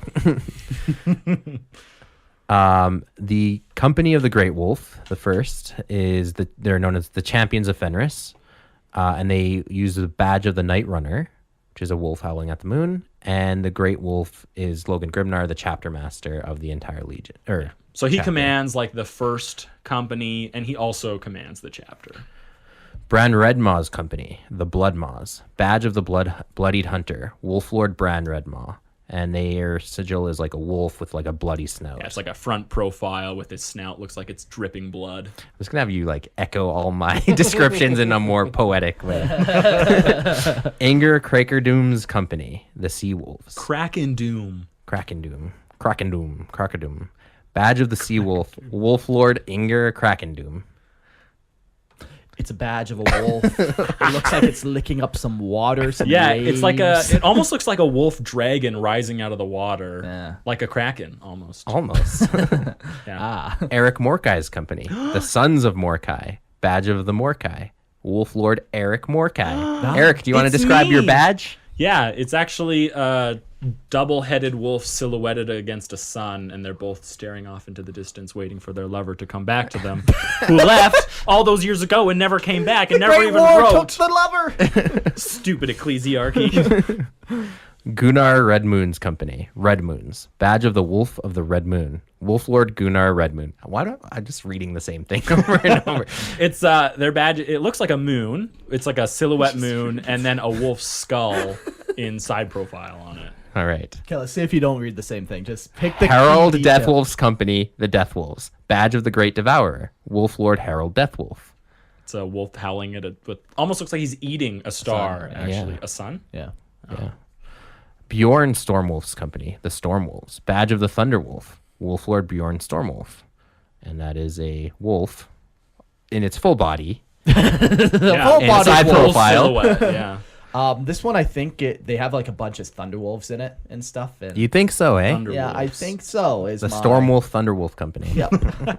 That's my Egil bet. Iron Wolf's company. The Iron Wolves. Badge of the Iron Wolf. Wolf Lord Boric Gnarlfist. It's cool. That one, it's like a silhouette of a side profile of the wolf's head, but it looks like he's got metal plates But this bolted time- on. Yeah, it has, like, like a bolts. mechanical wolf Yeah. almost. Yeah, it is cool. He's an Iron Wolf. I'll give you that. Crom Dragon Gaze's company, the Drake Slayers.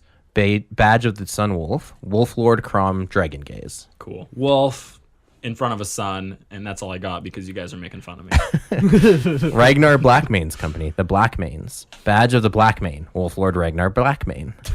There's And a what is theme. this- There's a theme in that one. The badge is a black-maned wolf. Thank you, Eric. Of course. And we're almost there. Sven Bloodhowl's company, the Fire Howlers. Badge of the Fire Breather. Wolf Lord Sven Bloodhowl. Cool. And it is a wolf breathing fire. And Kjarl Grimblood's company, the Grimbloods. Badge of the Fire Wolf. Wolf Lord Kjarl Grimblood. And it is a wolf that is on fire. Obviously, if people didn't pick up on it, it seems that each company takes on like their commander's name. So like obviously that would change over time if a new company. If a new wolf lord arises to take up one of the great companies, that great company then assumes kind of that identity. Yeah, their behind the title wolf lord. and their sigil even too Yeah. would change theoretically. So that's cool. I actually really like that part of it. I mean, I also enjoy, like a black or an Imperial Fist new captain being raised to the third, and he has a lot of history in the third to keep him going or whatever. But I also like this idea that you can create a company and it's your own thing. It's a very individualized to Yeah. you and tells your saga and like it's your Exactly. stories that follow you into. Yeah, everything that you do under your banner, you earned. Yeah. Like there are others. Even that though if came it's all your battle brothers that did it for you, yes, totally. No, you commanded them. Yeah, and their company takes on like the mannerisms Yeah. of Yeah. their wolf lord, Yeah. and they're so greatly influenced by his presence and how he conducts himself. Absolutely, yeah. And they take that on to themselves. I really like that. It gives, I think it gives a lot of unique capabilities within this. I don't know. Yeah. Well, if it wasn't obvious, they obviously do not follow the Codex Astartes. Nani? The Space Wolves approved method for advancing their battle brothers. They also don't reinforce their ranks when they take casualties. Instead, their progression can be broken into 4 categories, with each rank decreasing the squad size. Yeah, it's very cool. Like, yeah, you get inducted with like your pack brothers, you're the same recruits, and then you fight beside each other. Sven has been killed 10 years ago, but your rest of your brothers are still there. Another 10 years Yeah. go by. Now Horgan's dead. And they'll never replace Fjorgen, or Sven. No, they Yeah, won't. They won't ever. Their numbers will just you dwindle. maybe even took like a piece of his armor to carry with Yeah, you. Because yeah, he's yeah. your pack brother. Yeah, you know? man. And you won't ever have another pack brother like him. No, it's Sven. He groomed you. In what way? It's out of your beard. What kind of grooming are we talking here? Yeah. Okay. Well, let's get into how they work, where they start off. So that you start off with close support, and your pack is usually 15 or 5 to 15 Marines. 5 would be like the lowest, but Yeah. I would say normally it's around 15. Depending on the tribe that they recruit from, you might only get 5. Yeah, you might have had a bad run. But Yeah. Space Wolf neophytes are called Blood Claws. and they have only just passed the test of Mordecai. They are given a chainsword and a bolt pistol and expected to rush headlong to meet their enemy. The goal is to have them learn every lesson they need to survive as fast as possible. Those that don't survive, or those that do survive, continue to be given the Space Wolf gene seed. So this is before they even have gene seed. Potentially. Like, it's possible that all these guys have done is pass the test of Mordecai. Yeah, and then here's a chainsword and a bolt pistol. Go rush this Tyranid Hierophant or whatever, you know? It's equivalent to like a scout being put into power armor, though. So. No, I don't even think they have. Because some get scouts are power like armor. half. Blood claws are totally at power armor. Yeah. They don't have to. So the yeah, ones, yeah, I agree they don't have to, so but the they ones- typically seen in the power ones armor. we see as like regular squads, those blood claws, I believe, even have the black carapace. Well, I think you have to by the point. Yeah, so they say the next line is they will only receive full power armor once they've been given a complete set of gene Yeah. seed and may remain a blood claw for a while yet. So I think the scout version of the blood claw is not seen on tabletop. Sure. Because but they exist in the lore. They do exist in lore because they wouldn't be wearing full power armor. Honestly, it sounds to me like you're given a bolt pistol and, And a chainsword, and that's maybe it. some flak armor if you're lucky, if it's lying around. Yeah. Bolt a layer of plasteel to yourself, I I guess. want to I don't see know. some Fight barbarian one time models. first, and it's just like another one of their tests before you Exactly. even get it. Like, Yeah. lots of times we see them fighting other recruits and killing other recruits. Now they're just fighting other people. And an interesting thing to note is that this doesn't cost the chapter anything. Cost them a bolt pistol and a chainsword. Exactly. But Which is a dime a dozen in the Imperium. that's right, yeah. Because they'll just go collect those after the battle. But yeah, Scrape some of the blood and bone off of it. here Blow is off your some dirt. chainsaw. Yeah. It looks used. It's fine. But all they've done is given this person the Canis Helix potentially. So there's no like crazy gene therapy. There's no indoctrination, hypno stuff. It's just like, here's the Canis Helix. You survive that test. Now go survive war. Yeah. And you think you know war from the tribe. Let me tell you, you don't know shit. Yeah. Go fight one war, then come back to us. Exactly. Yeah. Then we'll give you another gene seed. And Yeah. maybe we'll send you out again then. Yeah. And you come back and we'll give you another gene seed, you know? Yeah, I want to see people convert some like barbarian models, like chaos barbarians with chainswords and bolt Yeah, pistols. yeah. And field. Yeah, those and then guys. you put like little like blue steel armor pieces on them that they're Yeah. salvaging or scavenging Yeah. even. So. and some wolf pelts, of course. That's right. Well, naturally, to keep them warm Yes. in the cold void of space. They don't even get ships. No, they just get catapulted off the Fenris Into the peak stars. into space. Go find the enemies. So blood claws, they have a number of different roles.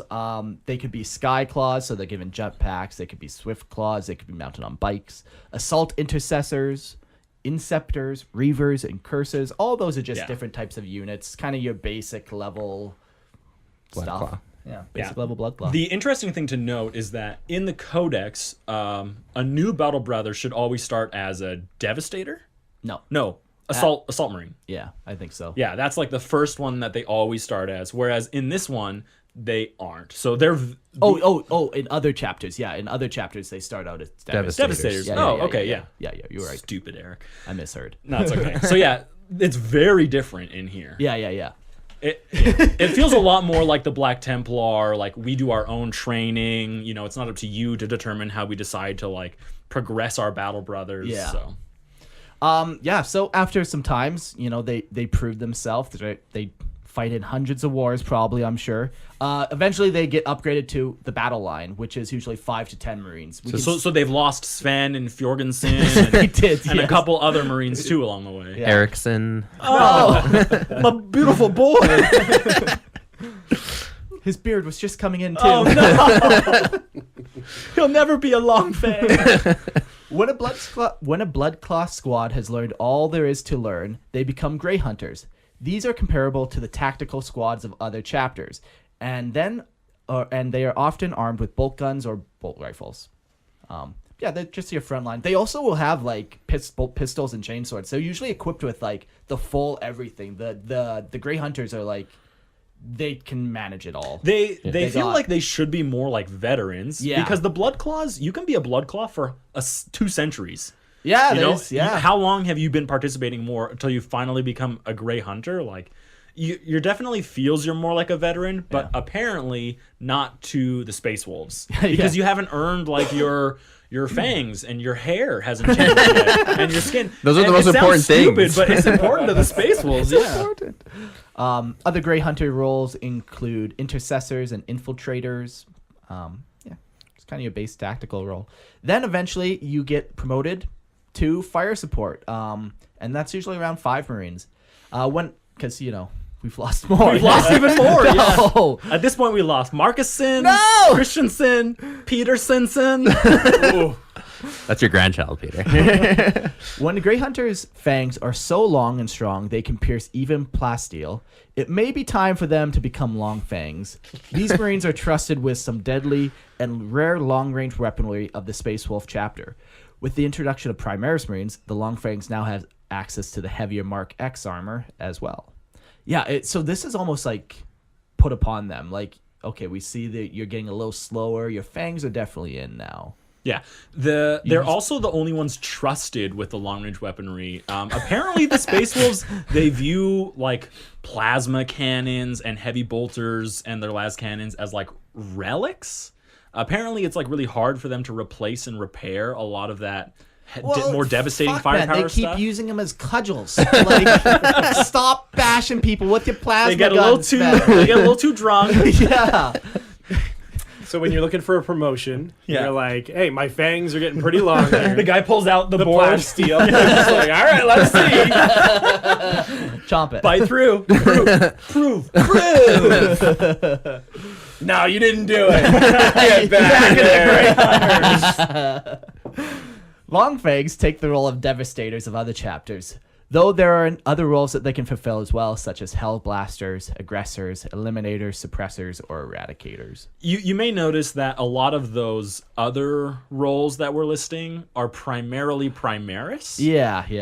And I do like that they have kind of found a way for all the new Primaris armors and weaponry to fit in their existing thing. It's better this way than them saying like Primaris don't even go along that route. They do their own thing. Yeah, some of them I don't think fit. Like the aggressors shouldn't be long fangs in my mind. Aggressors are like these close combat double 50 It should be guys. much more closer to like the blood claws. Yeah, but whatever. Like eliminators, suppressors, those all work very good in there for a long. And the long hellblasters phase. for sure. Eradicators, I don't remember what those ones. They are. have are like the the heavy meltas. meltas. Oh, okay. Yeah, see, those work fine, Yeah. but whatever.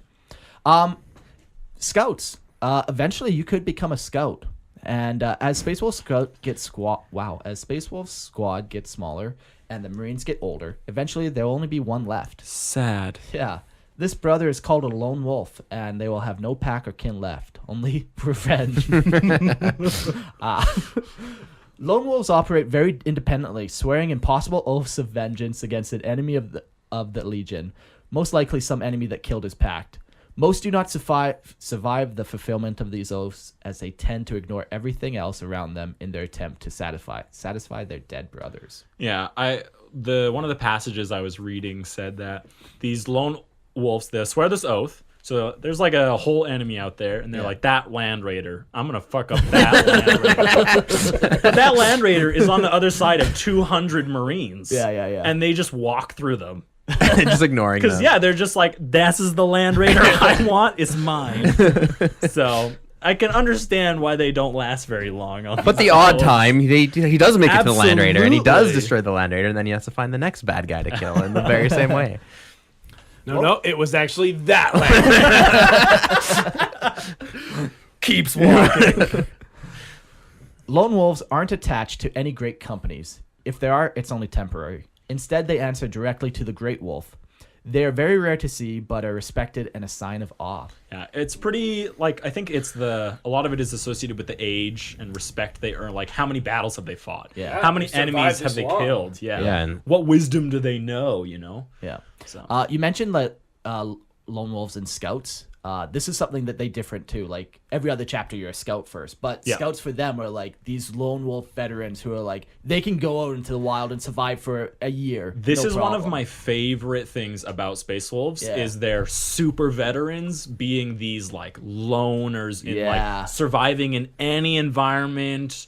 In like there's an entire planet just completely controlled and overrun by orcs. But there's a lone wolf on there. Yeah. He's gathering intel. He's planning stuff. He's hunting every now Exactly, and again. yeah. Like, yeah. Sniping leaders and Absolutely, yeah. This is one of my I love these lone wolf aspects Yeah. of the Space Wolves. Sometimes though, these lone wolves will just have like Terminator armor and just go hunt that Land Raider. But Well, it could they're be one oath of that- vengeance, you yeah, know? yeah, exactly. There's some cool options though for Yeah. lone wolves, and I really like that scout lone wolf idea. Yeah. Veterans. The Wolf Guard is a title given to those veterans in any honor guard of the Wolf Lords. A Wolf Lord may pick any recruit they wish to join these ranks, though most often they are picked from Longfangs and those lone wolves that have miraculously fulfilled their oaths of vengeance. Yeah. So if like a lone wolf ever comes back after he declares his oath, he succeeds and comes back, it's actually seen as like a miraculous thing. Yeah. And there's like feasts and everything for Yeah. this guy. And then almost always the lone wolf is like pulled into a wolf guard, because at that point they're just proving themselves like you're way too good to just be wasted on another oath of vengeance. Right, yeah. that You need a might have. purpose now. Yeah. You need a group. Everyone you know. Yeah, we can has bring died, you so- back into a pack now. Yeah. you know? Yeah, and that's the only way to kind of get a new pack is to Yeah. become good enough. Prove. Yeah. Show me you're good enough. Cool. All right, let's talk about some Space Wolf hierarchy. Okay, so there's the alpha. I know that. And then everyone else is beta. Yeah, except for the Omegas. exactly. What about the deltas? You don't want to be a Delta. I didn't even know you could. We never talk about the Deltas. Oh God.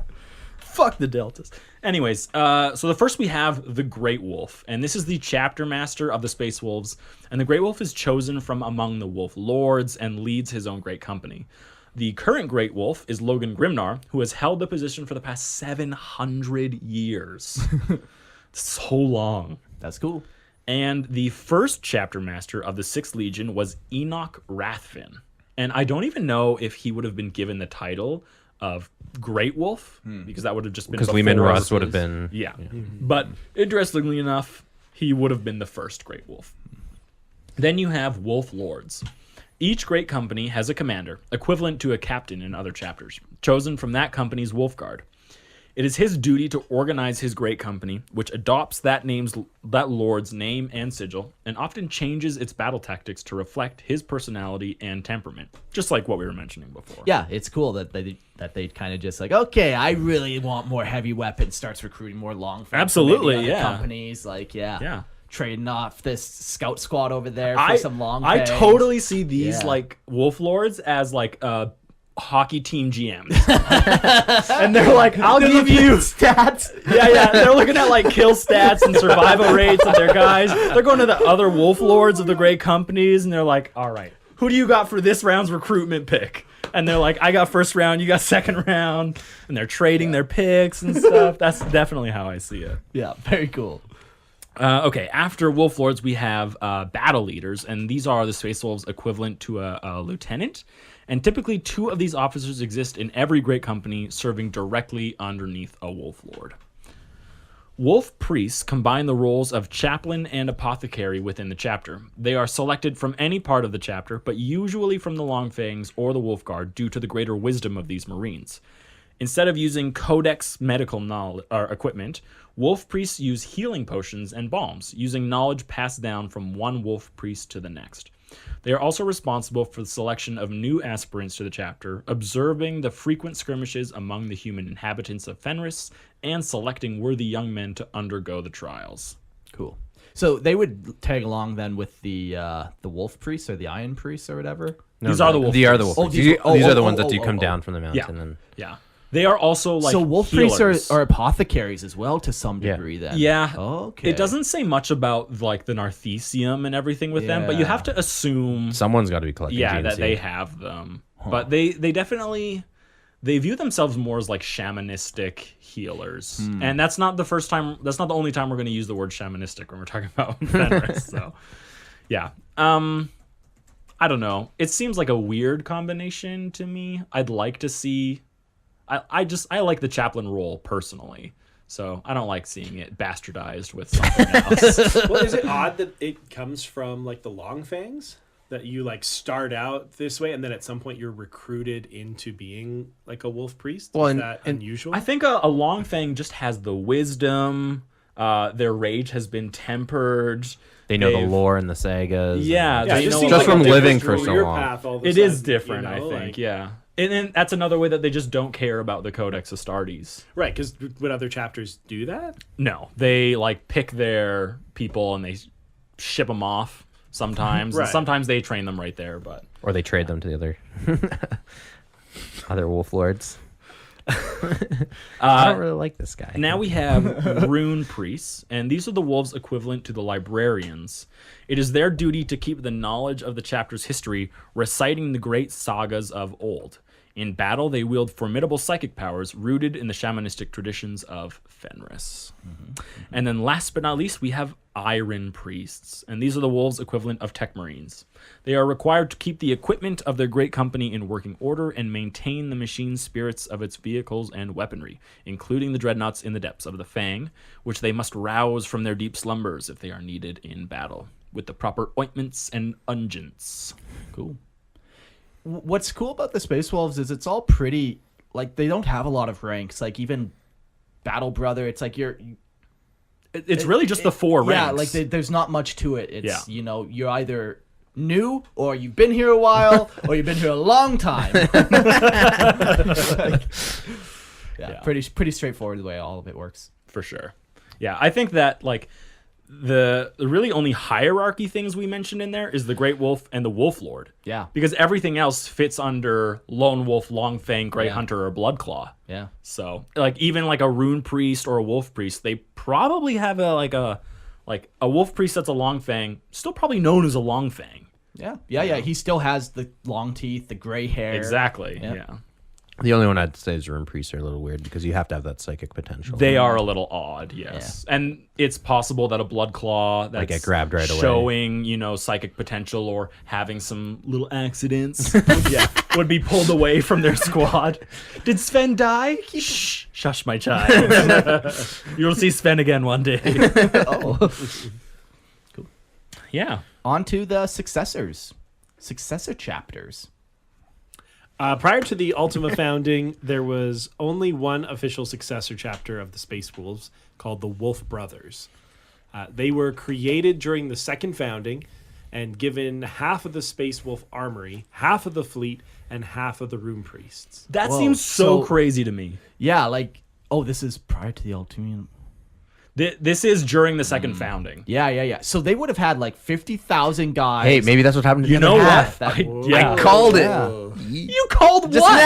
now I called it. Okay. Oh my god. I placed a bet down just now, and now I won. Thank you. Okay, so this explains half of all the deaths Yeah. of the Space Wolves. Okay. However, their gene seed quickly devolved and mutated into an unusable level, and further plans to create other successor chapters were discarded. I don't understand that. I don't. Why it degraded? Yeah. Maybe there's just some weird fucking magic on Fenris. I don't know. I don't have a Well, good reason. I assume that even in the second founding, they're still only recruiting from Fenris. Yeah, If they explained that, this Wolf Brothers were founded on Fenris, they were given half of everything, and then they were told to go start their own journey, that would make it sound to me that Fenris is saying, goodbye, you no longer have access to this inhabitants, and then I completely understand why their gene seed wouldn't work anymore. Because at that point, it's already only working on Fenris. It's not Phoenician. Yeah. Yes, but that's just not what they're saying, Did they not have a cup of wolf in themselves? Like, there's only one cup. Yeah, So, it's like, I don't are know. the Space Wolves intentionally being like, haha, fuck you guys, goodbye? They're all the worst ones in the chapter. Yeah, we all took a vote, and you're being a wolf brother. We're getting Okay, soft, and so we're getting rid of half of you guys. it's a cult. I mean, we're founding another chapter. Yeah. So yeah, it's an interesting thought. But Yeah. it's not quite there. It's not quite there for me. Fine, I'll petition GW to write a book about Thank it. you. Eric. Thank you. I won't read it, but thank you. Once the Ultima founding arrived with the infusion of Space Wolf Grey Shields and the new gene seed, it was apparent that the other chapters bearing Russ's genetic heritage could safely be created. The documented successor chapters are the Ice Fangs, the Grey Shields, the Moon Eaters, and the Blood Wolves, though others probably do exist. Cool. Ice Fangs is cool. I really am happy with that. I'm happy that they finally have successor chapters. Yeah. That you can be a confirmed space wolf. Yeah. Like heritage, but you can do it your own way. Yeah. You could be a space. You say my genetic heritage is space wolf, but I fight like Ultramarines, and that's totally fine now, because these ones, as far as I'm aware, don't need the Fenrisian Blood. Yeah. Because their gene seed is from before whatever that happened. Yeah. I want to see more Viking, less wolf now.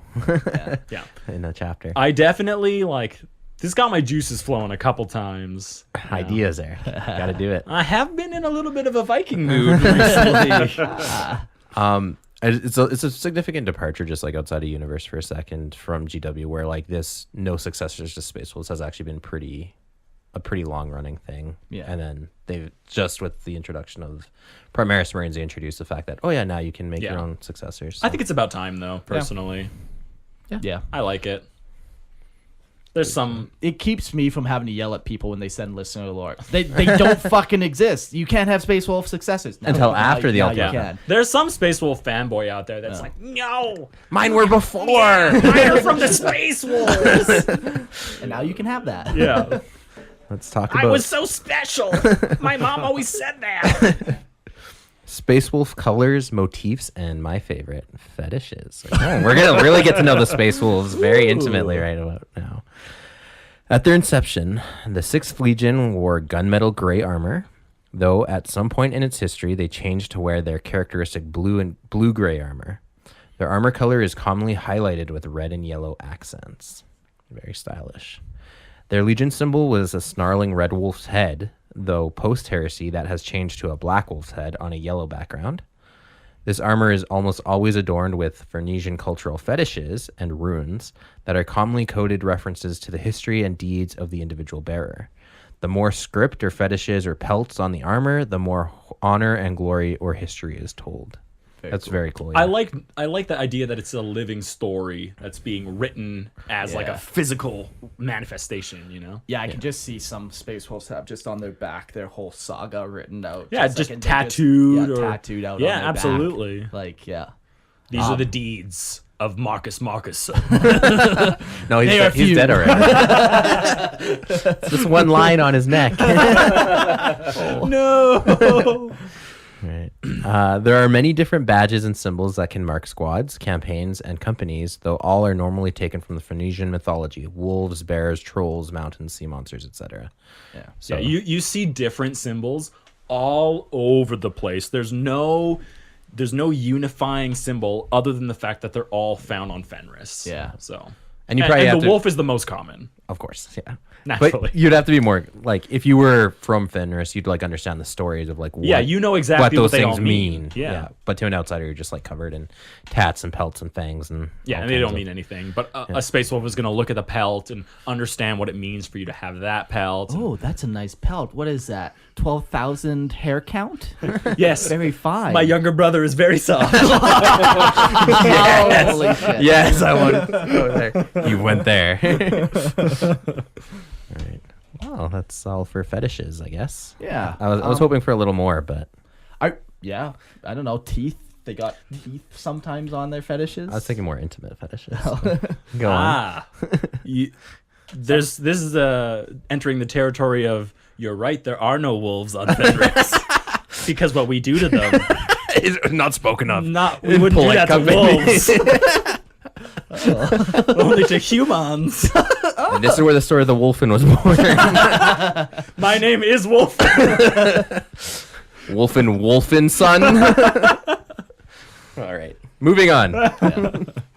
They're cool. It's cool how like you can very much see their chapter shoulder pad, their company sigil and Yeah. stuff all over it. I love it. Even in that respect, though, Yeah. they aren't super strict about where you place it. Yeah. You know, like you can cover. I think probably one of the only things they would really care about has got to be the chapter symbol. of that wolf's head. But truthfully, like, I think you can swap sides on that, and it's not even like that big a deal to them. There's no codex. Yeah, exactly. Yeah. You're doing like what you think brings honor to everyone. So Yeah. if you want to wear your company shoulder plate on your left or right side for a little while, that's up to you. Well, it's probably going to be what your Wolf Lord is doing too. Sure, right? yeah, If absolutely. They have a strong Sets the opinion tone on for that, everyone. That's exactly what you're going to Yeah. do. It's not a codex thing. It's a person thing. Yeah. Yeah, okay. Definitely. And one may not care so much. And, Right, yeah. It's a free for all, but yeah. Cool.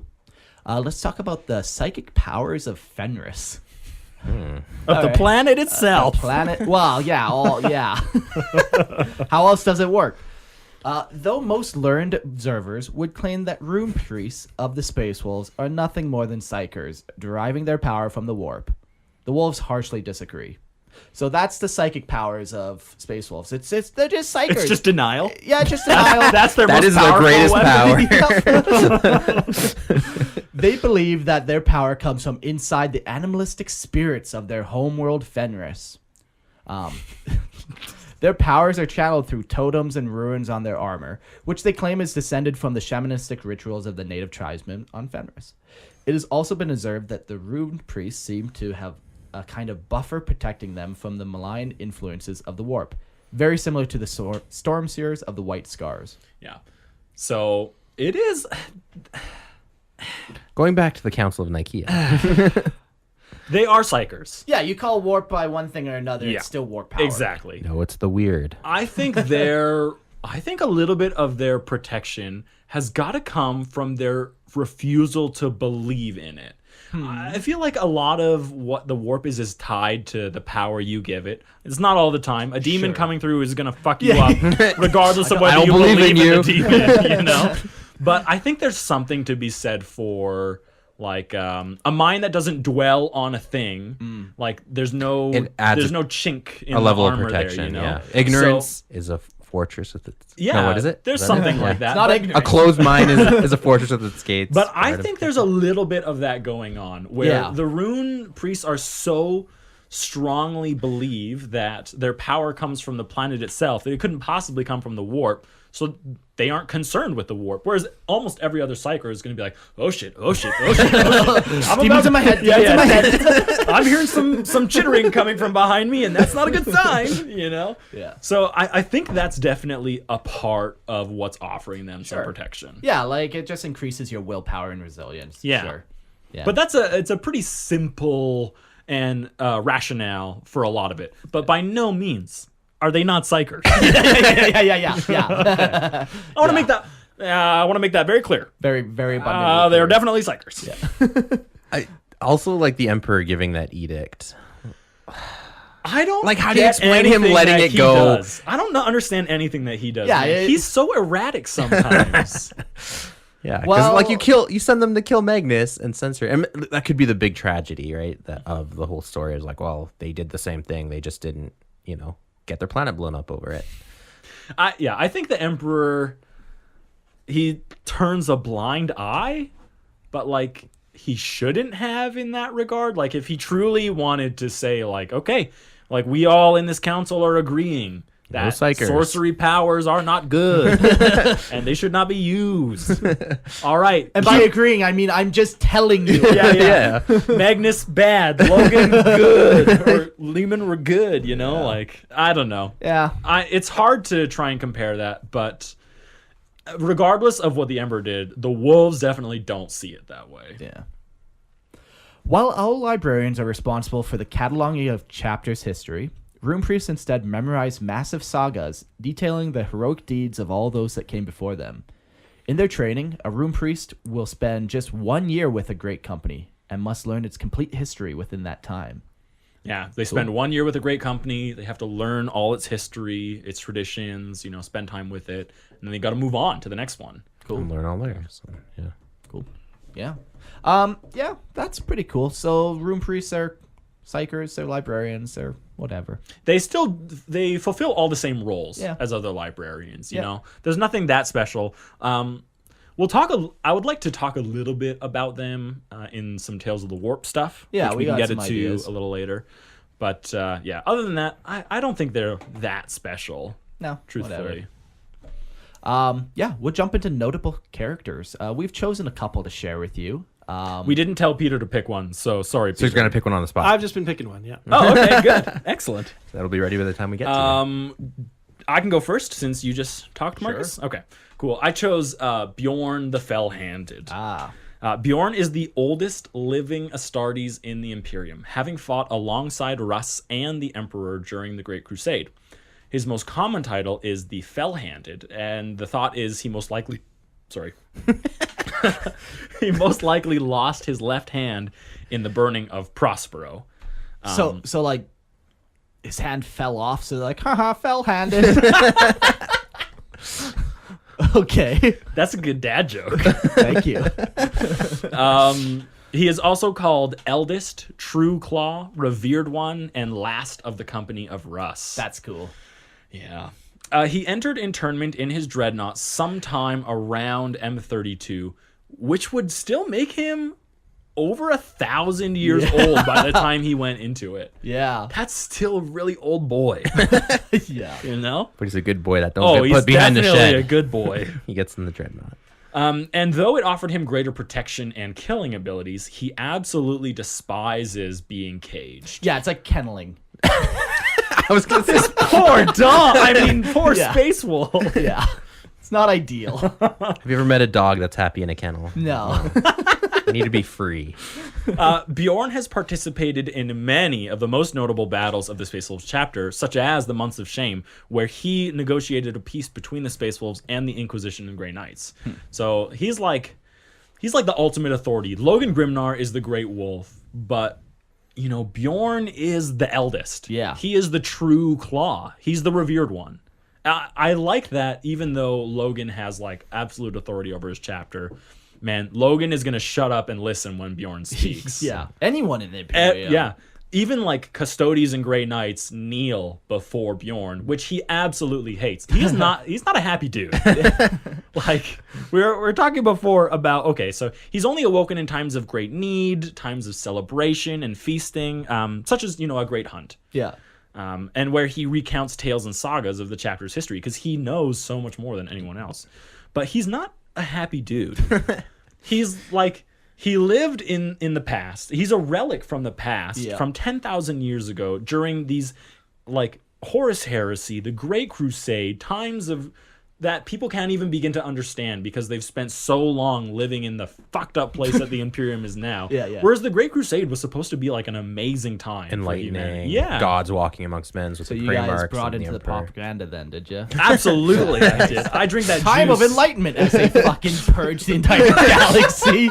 They're bringing the We are light. enlightened. They're bringing the light of fire to all And bolters.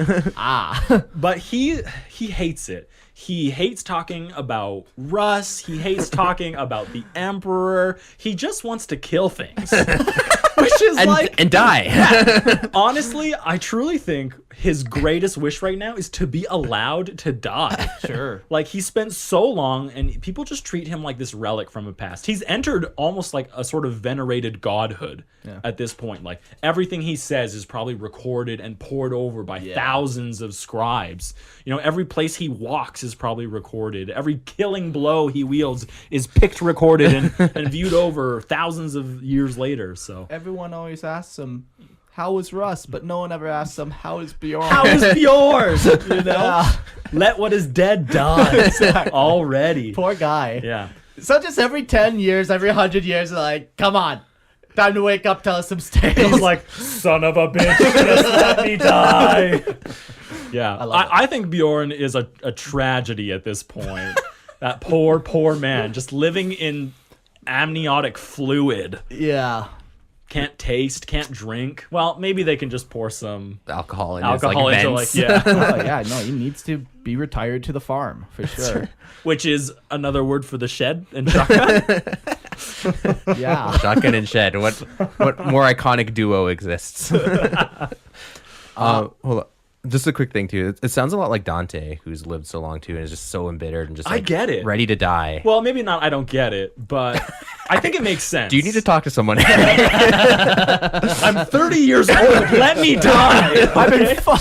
I've seen enough. 2020 has been so bad. Yeah, just let me go already. No, I get it. Like, I think that I like the thought experiment of, if you could live forever, would you? Yeah. And I think it's like a cool thing to say yes to, and like, man, what could you see? What could you learn? What could you explore? And then once you've done it all, Part of me thinks that, like, there's one adventure that you can never take a part of, and it's death. You know, what comes next? What comes after? And I think that's Bjorn is waiting for his next adventure. Maybe he believes that Russ is dead, and he's just desperate to get to Russ, you know, to the next place. So I get it. I think at some point you are so sick and tired of seeing the people make the same mistakes over and over, seeing a constant degrading of something you fought for, and you saw it at its prime, and now it's just a sickly, palsy, limping, disgusting, diseased shadow of what it should have been. Even the space wolves around you are like not the Not the space same wolves wolves. you know. Yes, like absolutely. those 30K space wolves were not fucking wolf crazies. No. You know? Yeah. And now they're all like, we really like wolves. And you're like, what is this? yeah. What have you become? Okay. That's the by the emperor meme right there. By the throne. What's going on in this thread? So I get it. Let him die. Let him go out in an amazing blaze of glory that he deserves. Put him on a planet. Give him like some massive bomb that can destroy the whole planet. Just literally drop him from the atmosphere. He doesn't even need a drop pod. He's just gonna like Russ as he drops from the atmosphere. He's gonna Riding land the on a bomb. bomb. Yeah. He's riding the bomb. Yeah. Dreadnought surfing it. Yeah, and then he's gonna destroy an entire planet, like full of orcs or something. You know, let him out. Yeah. I like that as a tragedy of 40K though. They'll never let him go. Oh yeah. Yeah. Gotta wake up Grandpa to tell us stories. You know what? That's very 40K. Yeah. Of course, The because no one eternal gets what they torture, want. yeah. You know, the whole point is, you want to live, we're gonna kill you. You want to die, we're gonna fucking keep you alive. Bitch, you thought. Okay. Anyways, that's it for me. I'll do mine next. Okay. Ulrich Doomseeker. A little lesser known guy, but he does some cool things. Ulrich Doomseeker is a wolf guard of Logan Grimnar's great company and a member of the Void Claws. The Void Claws are often chosen for their recklessness as much as their skill of arms. Ulrich Doomseeker embodies a measure of his wild bravery, hurling himself across the void between closing warships and charging out across burning hull of the cruiser. In these chaotic space battles, the Void Claws will often find their battlefield bereft of atmosphere or gravity. In these instances, their claws may come to the fore, something Ulrich has proven more than once, anchoring and dragging himself along with his wolf claws to get to his enemies. He's just puncturing holes in Yeah. this ship, trying to. Yeah, Get slicing in. people like fucking get sucked out into the behind them. Yeah, so basically this dude literally launches himself through space at For us! yes. Bjorn's looking at him. Man, why won't they let me do that? I just love the image of like, because these massive space cruisers like in 40K are huge and they're like kilometers apart from each other, and you just see this one figure drifting through the stars, and it's dead silent. In his helmet he's screaming, but it's dead silent. And then he impacts the other ship and they just hear like a dull thud. And they're like, what was that? Probably nothing. Just any other kind of space debris. Yeah, just some space debris. Yeah. It's beautiful. Beautiful. Oh, man. Rip. Yeah. Fun. All right. Fun guy, that Ulrich Doomseeker. Right. I went with the one and only Logan Grimnar. Goes by the Old Wolf, Fang Father, and High King of Fenris. It's interesting that they see him as like nobility. He's been the Great Wolf of the Space Wolves chapter for almost 700 years, as we mentioned, and he's one of the oldest chapter masters in the Imperium as a whole, which is very crazy. Thinking like, of all the chapters, he's up there with him and Dante and a couple other ones. I'm sure. Galgar. Yeah. He's seen a lot and he's done a lot. He doesn't tolerate any outside interference when running the chapter, to the point where the Space Wolves have had numerous clashes with the Administratum and the Ecclesiarchy, and has led to the accusations of heresy or treason. To which he says, heresy and treason. Both. To which he responds by giving the finger. Yeah. Essentially. You broke the rules. I'm killing you. He was born of the Iron Blood tribe on Fenris, a renowned warrior fighting against the other tribes and the hostile fauna of his homeworld. He was inducted into the chapter by none other than Ulrich the Slayer. For fans of the Space Wolves, he is the head wolf priest, correct? Yeah. Yeah, Ulrich Slayer. the chaplain guy. Yeah. Sorry, I just moved my page down and I got lost. Ulrich the Slayer, who mentored the young pup. So he also mentored him. Yeah, that wasn't nice. Yeah, the young pup. Yeah. The whelp, even. Logan proved himself a competent warrior and leader, earning his way through the ranks of the Wolves, eventually earning his place as chapter master. His greatest trait, however, is his endless charisma and ability to jest. Ironic that charisma is his talent, yet he fights so many allies. Yeah, wait. People really like me, but instead I just kill them. Thank you, Logan. We love you. We love you. Despite the alleged charisma, Grimnar was head of the chapter during the months of shame, where he was censured by the Inquisition for refusing to allow them to call the population of Armageddon, even going so far as to personally slay Grey Knight Grandmaster and personally slay the Inquisitor that ordered the siege of Fenris. So he's personally killed these people. With, once again, a chaos axe. It makes no sense Grimnar how he's allowed to breathe. No one gives him permission to breathe. Yeah. Grimnar was also elected leader of the Imperial forces against Abaddon's forces during the 13th Black Crusade. He even has the renown of fighting against the demon Primarch Magnus himself, able to wound him with his legendary Axe of Mordecai. Now, compare Magnus model to Logan model. That's One right. is a 50-foot tall creature, and the other is Demon Primarch. Demon Primarch, and the other is just a little mini. Yeah. Well, he's riding a sled, though. Oh, that yeah. gives him some Oh. ability. That gives him an extra 3 feet of height. Come on. Okay. The axe itself, the Axe of Mordecai, was forged by Khorne himself and gifted to a Chaos Champion that Logan had slain, and reforged the blade into his own legendary personal weapon. All right. Let me get this straight. Yeah. We have here a Space Marine Yeah. who has murdered an Inquisitor, Yeah. a Grandmaster of the Grey Knights chapter, Murdered. Yep. wields a Chaos weapon, Made forged by Khorne, the god of Chaos a god of war. chaos, and yet he is perfection. How you say muy perfecto. He's very charismatic.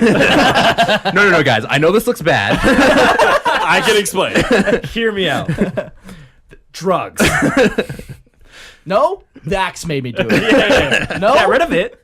No. Get rid of you. Okay. Hold on. that The axe axe? is saying What's that? Grimnar is distrustful of the new Primaris Marine reinforcements. They should be distrustful of Grimnar. And he is distrustful of Guilliman himself, who he calls Legion Breaker. If people recall, Guilliman was the one who issued the edict to break down the legions. But he's since had a change of heart and adopted the new reinforcements, Primaris reinforcements, into the Legion. Okay. Grimnar even went so far as to demand a personal Audience with Guilliman to tell Guilliman, hey, Guilliman, fuck you. I don't want any of your Primaris. Get them out of here.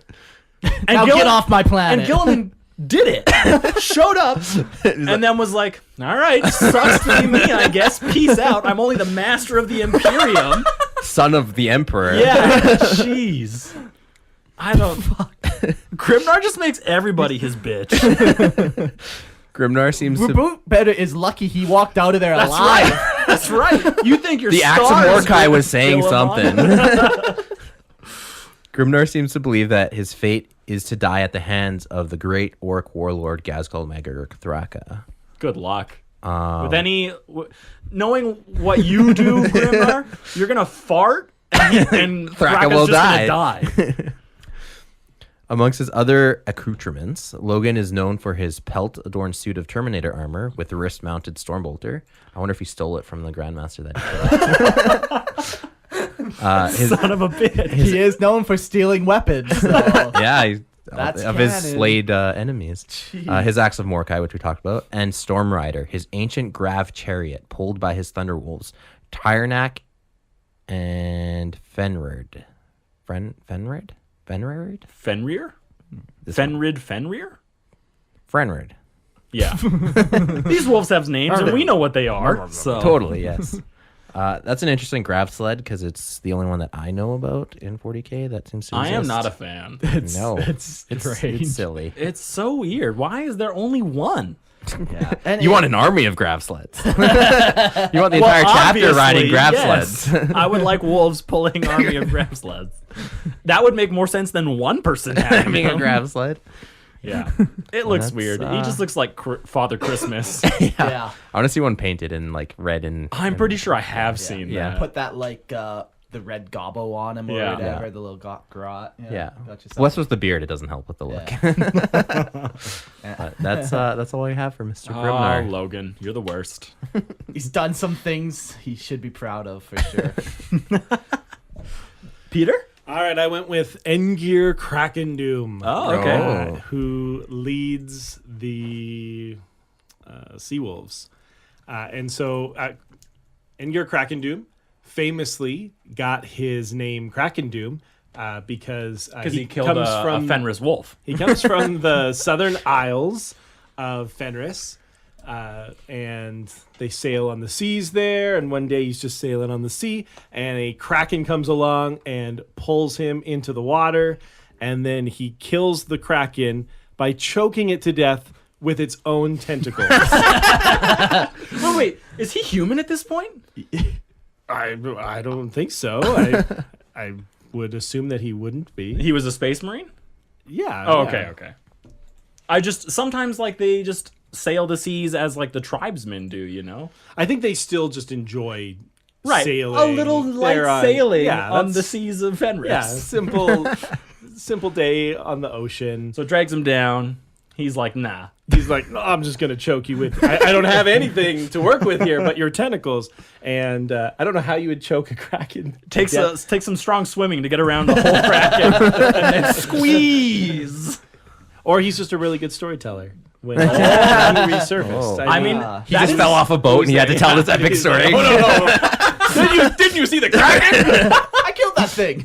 everyone else is like, no, there's no kraken. So when the sea wolves are in space, they tend to. They're out of their element. No, they lead the way for the space wolves. Oh. Well, it's just another form of. That's right. Ocean. It just, That's right. yeah, they just got some extra dimensions to work with. They're good to go. And one of my favorite things about Engir Krakendoom is that he once led his sea wolves in a boarding action to destroy a 12,000-mile long, warp-spawned, mutated void whale. Whoa, 12,000 miles? Yeah. So think like Moby Dick in space. 40K, Yes. warp spawned, mutated void whale. You got like, how do you, if you, the size. This is a man who choked a kraken to death with its own tentacles. He looked at that void whale and he's like, oh, yes. Finally! Yeah. I've been looking for a bigger one. So if you had two of these things, you could lay them down, and from tail to head, they would wrap around the world. Like, So it's the whole dig, hemisphere of the world. how in dig do you size. have to deep into this void whale before you can plant what I assume is hundreds of thousands of pounds of explosives? It would have to be. What else could you do? Oh, Its 12,000 mile tentacles. long warp spawn mutated void whales. Very tiny brains. That's all you got to take out. Crush it in the palm of your hand. He just shoved his hand into it, found the brain, and squeezed it until the life left this Void whale. And now there's this carcass floating out there. Perfect. No, he totally dragged it back to Fenris. Mounted it on the wall. The skull is bigger than the fang. It's just sitting on the pink of the fang. It's like, well, yeah, because it's in space. You know? He actually just put it in orbit, and then now just this carcass. It's like a moon around Fenris. That's no There moon. are no moons, but there is a carcass of a whale. Wow, that's wild. I just realized things that die in space wouldn't rot. Oh yeah. No, but they may be scavenged, and things would hit them, and they would explode. Oh, I and fall apart. It would rain blood on Fenris to add to the mystique. Have you seen that Rick and Morty episode where Yes, with the they guys- blow up the guy giant in the sky, and then he explodes, just raining blood down on all of the United States. It happens. Wow. Thank you, Peter. That was a good find. And Kraken gear. Doom is either the biggest liar of the Space Wolves or... You know what? That's a talent. Yeah. It's definitely like they have contests of eating, drinking, who can tell the best stories. stories. That's right. Absolutely. Yeah. Christian, I believe you wanted to talk a little bit about the mead of Space Wolves. Yeah, it's just worth mentioning that, like, if you know Space Marines, it's really hard for a Space Marine to get drunk because their liver filters out toxins so efficiently that, like, it's literally impossible. Yeah. With anything. Using our known- Normal spirits yes. and alcohols and everything else. But the Space Wolves have actually been able to create a mead that is able to temporarily, mind you, cause a Space Wolf to become inebriated, but they have to drink a lot of it in very quick succession. And this substance would probably kill a normal human, considering its potency to get a Space Marine drunk. Which they typically give out at feasts and stuff, which the Space Wolves are known for celebrating and having Yes. these big, joyous, Yeah. ruckus events. So they need the appropriate alcohol. It Go along makes with me it. wonder, when the Emperor visited Russ and had a drinking competition with him, obviously the Emperor is not getting drunk. He just purge his body whenever he wants of whatever is in there. So he's like, oh no, I'm totally wasted right now. You will. Oh my god, I'm so drunk. I'm such a sloppy mess. yeah, I don't even know what I'm doing. Like, You want to fight? You want to Yeah. wrestle? You want to conquer the galaxy together? Crazy idea. do you want to go on a crusade, man? This could be cool. You need to go to like a local bar and just see if you could pick anyone up. Like, hey man. Yeah, but it's interesting to note they specifically were like, man, we miss alcohol so much. We need to find something That will get us drunk. specifically counters a Space Marine's body so we can get wasted. Good on you, Space Marines, I Good guess. on you. You got to do what you got to do. You right. know? Okay, let's talk about Tales from the Warp. And for any of you who may have looked, I definitely wrote Tales differently this time. It is a tale I get it now. from the Warp. You can't tell, but I'm wagging my tail. In That's right. Joy of this pun. Tales of the Wolves. I really only had one thing that I thought was worth mentioning. So rune priests, it was said that they channel the animistic powers of Fenris through the use of rune totems and sigils that they inscribe on their armor. I'm assuming on little fetishes that they carry, totems that they carry with them. So that's point A. And point B is that they are known to have a buffer that protects them from the malign influences of the warp. As instant I hear that, I think of the seers of the Eldari race who use runes as a form of manifestation and psychic powering and summoning. Yeah. And these runes offer them an actual barrier protecting them from overloading on psychic powers. It stops chaos forces from actually attempting to, dive into the minds of these psychers. Yeah. And I wonder, have Space Wolves found the same thing that these Eldari are doing?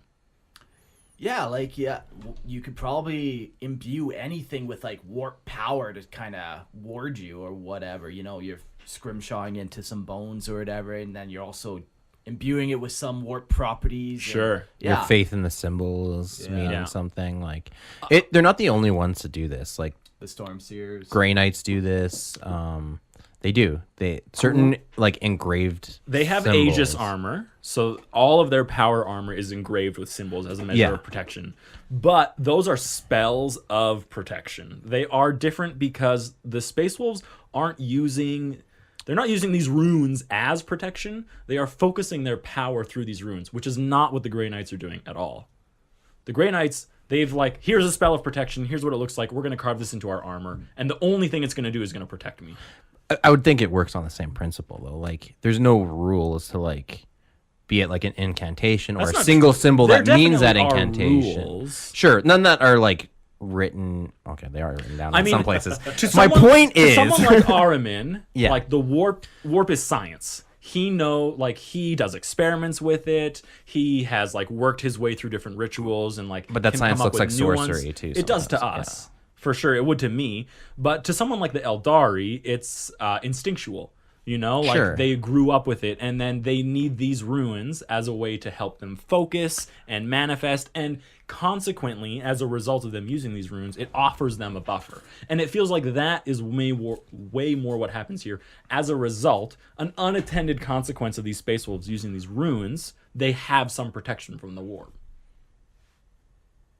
Yes. Yeah. I agree. I think that it's like they've stumbled upon one of the best secrets of 40K. Yeah. Like one of the Don't channel biggest- warp through yourself. Channel it through other things. Exactly. Let these things take the explosive force of the warp if you need to Okay. channel something. I didn't totally understand what you're saying, but yeah, now that you say it like that. Yeah, like any overload goes into these things, you know, they Rather than offer into your brain. Exactly. Yeah. So if Psychers are supposed to be like one of the most dangerous things of the Imperium, like just wrap a freaking thing on their Exactly. neck. Why with don't we- a sigil and be like, Yeah. done. Yeah. It seems interesting to me that they've done this experimentally, kind of, or just, over thousands of years of shamanistic tradition. And I wonder if it's something the Emperor was familiar with, knew about. Did he bother caring about it? He doesn't really care about many things, but I think he does believe that Psychers are going to be a threat to humanity. I mean, I think his edict at Nikeah is proof enough that he thinks that they can be a threat. Yeah. But And like, Psychers are already hunted and down, and like we have Witch Hunter. Exactly. Yeah. Yeah. I think Ships, that the this black can be ships. like, this may be a solution to protecting all Psychers from So instead the of warp the themselves. blanks across the galaxy, now saying we should just put wards across the galaxy. I'm not saying that blanks won't work, I'm just saying there's a better way. but I'm saying it might be easier to I get think a you bunch might of be a witch, runes. Eric. You leave me and my runes alone. Yeah. Yeah. I thought it was an interesting comparison. Yeah. I've never read a Space Wolf book. I would never dare. Yeah. I would never I mean, dare do that. Why would I choose to subject myself to that? But if anyone has and they've read a scene with the Rune Priest, it'd be interesting to see how they actually do that. So maybe somebody shoot us a message if they're channeling through. Or because it could just be a belief on their part that they think they're channeling through these Yeah. and it doesn't actually do anything. Yeah. But if there's a part in it that talks about drawing energy through the rune, using the rune to manifest things, you know, focusing on this sigil and this sigil performing the spell, my money is on that is like very similar. Do on the tabletop, do they suffer perils of the warp? Yeah. Everyone does though, even Eldari. Yeah, I know it's a game balancing mechanic, but still. Yeah. Oh, I don't know. The only other question really could be for the Tales of the Warp section would be just wolves on Fenris, but Are there Are wolves there on? wolves on like there Fenris? wolves on Inquiring Fenris? minds need to know. Yeah, like it's a whole big thing. I don't think we have like a full answer, but I don't know. Did we mention how much have we mentioned? I was Round reading table? No. None. We were talking about it on the break. Okay, so. okay, Can I that's do a quick roundtable about it? Yeah, so basically there are no wolves on Fenris. It's a whole big fucking situation. It's a hoax. It's a hoax. It's a government conspiracy. The original colonists of Fenris were said to be humans that splice themselves with wolf DNA to be able to survive Fenris. Then over time, I guess they turn into full wolves. Like, They've lost themselves. But if those Yeah. wolves are mating and what they're producing is not... What wolves? There are no wolves. So those non-wolves... those human wolves. Those human wolves on Human Fenris wolf hybrids. are making more, like, wouldn't they become more and more wolf-like over time? Like Yeah, you're talking like maybe. generation after generation. These aren't humans that were turned into wolves anymore. So- these are now the byproduct of those which are going to Thousands of years. Yeah, of- exactly. They're going to have their own like evolution or adaptation. I am not a genetic doctor. Let's get that clear He's a rune doctor. right now. I'm a rune priest. It's a little different Yeah. because I don't use the word.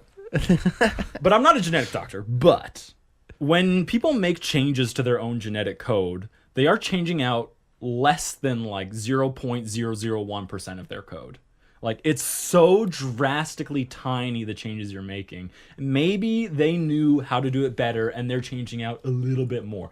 But there's no way they're changing out so much code that you have a complete set of genetic code of a wolf that, and randomly over time, if you did have a set, sure, it could come together. But I don't think 10,000 years is nearly long enough, because it wouldn't be 10,000. Like, it would be less than 5,000 years from the age of exploration to when they were found. No. So, two things. One, this I believe happens during the Dark Age of before the Dark Age of technology, like when humanity first. Okay, so is this like M15? I'm bad So at the even dates. that 15,000 Hold years on, is not hold long on, enough. let me finish. So, like, when humans first arrive on Fenris is like pre-Emperor, pre-Great Crusade. What is this period called? Golden Age of technology? There's the age of exploration. Sure. So at some point prior to like the Dark Ages that we know. So one, Yeah. their technology is beyond science, first of all. So who knows what they're doing with their genetic material? Okay. And who knows what kind of after effects that is having that they didn't account for? Or what if they did it intentionally? Yeah. Well, okay. A couple arguments that I want to make. First of all, if it looks like a wolf and it howls like a wolf, It's a wolf. it's a wolf. I agree. 100% I agree.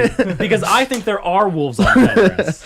And I think the And for idea... them to have never been a single wolf on Fenris. I think the idea that they all are these all other wolf- creatures. I feel like the idea that they're all wolfen is bullshit. It's absolute baloney. They're definitely wolves on Fenris. There always have been. They evolve normally. Or they were introduced by humans. you could have both. It No. could be both. Why could there not be wolves and also humans that splice themselves with wolf DNA? Well, hold on. in Why order would there to be better- wolves there prior to humans? Why are there kraken there? Why Sure, are sure. there Yeah. trolls there? Why are I there know. all these other Okay, creatures? yeah, sure. But How can you breathe the air? sure. The wolves are the least controversial thing to have on this planet. Okay, hold on. Well, no, because the continents constantly change. But anyway, but There's still a main Asaheim doesn't. content. sure. Yeah, continent. Okay, hold on. Also, there are other breeds of wolf. I think is something we never really talked about On Fenris? on Fenris. Right. Yes. So you There's have like the- the. Go for it, Peter. No. No, you probably did the reading. I didn't do the reading. No, but they're not all the hyper Fenrisian wolves. Fenrisian Yeah, wolves. There's other wolves. Yeah, there's like, Would be, a lesser. chameleon style wolf that like can turn invisible or like cloak into the Oh, environment. yeah, that's totally fine. That's why there's no wolves on Fenris. You just can't see them. see them. Yeah. Look, Yeah. there's all these wolfen running around out there doing who knows what with these other wolves, making new kinds of wolves. I am convinced that Wolfen didn't exist until Leman Russ. I think that was him with like, oh my god, I love this idea of the wolves. And you know what I'm going to do? I'm going to impart some of that genetic code into my guys. So I don't think Wolfen existed before the Canis Helix in the Space Wolves. And anyone who believes that, I don't care. Anyone who doesn't believe that, I don't care. No, I think that it's a runaway line that got away from someone and it's turned into this huge meme. Yeah. The original line of "There are no wolves on Fenris" is metaphorical. Magnus says it. He's like, "There are no wolves on Fenris. Like, you guys are fucking puppies. You're not wolves. You say you're wolves, but you're not." He also could be You're saying not like, powerful. they're all like, you're all beasts to me. Like, what's the difference between you and that wolf? Nothing. There are no wolves. Like, yeah, you're a pup. You hold no power. You hold no authority. Yeah, he said it as like an insult. Is what it Exactly. definitely sounds like. And then you get other authors kind of adding to it, and now you got somebody saying, "Well, maybe Look there at all are the times humans." it said there's no wolves. Yeah. Yeah, and then you're trying to make human wolf hybrids to try to explain this fucking weirdness that you just get confused quick. Even if there were no wolves on Fenris, even if that is true that it was human stuff, I don't want to hear about it. I choose ignorance. Keep your stupid wolf brother, wolf kin, wolf lover to yourself, okay? I don't give a shit who you made love to or what you made love to or whether you're going to make love to that wolf, okay? You just offended all the Stick to Space your Wolf Vikings. fans. Stick to your Viking stuff. I like that. Viking files fine. That's right. Wolfle files not. Get 'em cool. outta here. Get them out of here. Well, let's not go crazy here. All right, so there's common Fenrisian wolves. Then there's the black-maned wolf. Then there's the thunder wolf. There are also the cyber wolves. Yeah, but those are artificial, obviously. Right. But and then there's frost wolves, which would be the lower ranking. I'd like to collect all these type Pokemons, of- I think. That was my Skillmon character that we played in Death Watch. All I wanted to do was collect wolves. Skillmong. Man, that's a throwback. Yeah. Fuck. Yeah. I don't know. People are gonna have to make up their own mind if they like this, if they don't. It's too ambiguous. Yeah. Like, I think it's at this point GW has kind of realized like some people really like it, some people don't. We don't care. keep writing it both ways. Yeah, then. exactly. Let's just make the most amount of money Yeah. off both sides. So okay, did we go around the table? I say there are full wolves on Fenris. Peter? Absolutely, there are wolves on Fenris. It's indisputable that there are wolves on Fenris now. It's about how they got there is the question. Get your thumb out of your butthole and give us a real answer. Sure. Is it true? Did the wolf population come from humans? We don't know. Okay. We don't know. The science is not there. Aside, Christian. I refuse. Okay. Okay. And Marcus? Yeah. Space wolves do exist, unfortunately. I've come to that conclusion. Unfortunate They realization. are a very real thing, and they haunt my dreams. I've spent the last 3 hours trying to deny it. I can do it no longer. not do it any longer. I've been broken down. No, that was actually a fairly decent episode. I think we made it to the end of our notes. That was all. Yeah, that's all she wrote. Yeah, no, very cool. I make fun of Space Wolves. They got some very cool things. They got some weird things, but They're so easy to meme, and it's Yeah. unfortunate because Yeah. there are some really cool aspects of them that make them really unique. And then there are really infuriating aspects as well. I think I hate Space Wolf players more than I hate. In fact, I don't even know if I hate Space Wolves at all, because if there were no Space Wolf players, I'd probably really enjoy Space Wolves. that makes sense. Yeah. Huh. Interesting. Interesting. The things you learn about yourself. Yeah. A little bit of introspection gives you. Well, what we should do is we should thank all of our new Patreons. Yeah. Thank you all so much for contributing. If you want to contribute to the show, if you just listen to this whole thing, you owe us $1. And technically only 50 cents goes to me, 50 cents to Eric. And technically the government takes 30% of that. Son of a biscuit. You know, you can support the show. It doesn't cost that much. And you can give me 50 cents. It's fine. It's not a big deal. I'll take it. I'll take your 50 cents. Ah, yes. And don't forget Eric's Pleasure Podcast. People pleasers. People pleasers. I'm actually going to list out our new patrons before I go any further. Thank you to That Kraka. Thank you to Onsman, to Thunderchild, Jamie, Andrea, James, Nene Skachow, Gold Bold, Cliff, Wolford. Oh, that's very Wolford. appropriate. And Gibson. Thank you guys so much thank for you. contributing to our show. Yeah. It's thanks to you that we're able to keep doing it and make it a success. Thank you to Christian. Unfortunately, this was your last episode, but you know what? It was a good one. Are you going to take me behind the shed now? What? No, not at all. I don't see why There we is no Christian on earth. And thank you to Peter. My pleasure. Yeah, I know you really like Space Wolves, so it's right up your alley. I learned a lot as well. You always do on these. Now there's so much to unlearn. Like, Well, that's a lot of useless knowledge.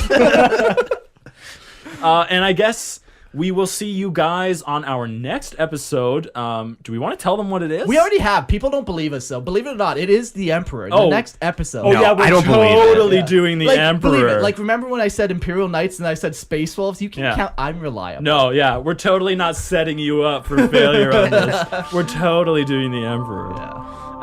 Cool. Well, I guess we'll see you guys on our next episode. See you on the flippy flop.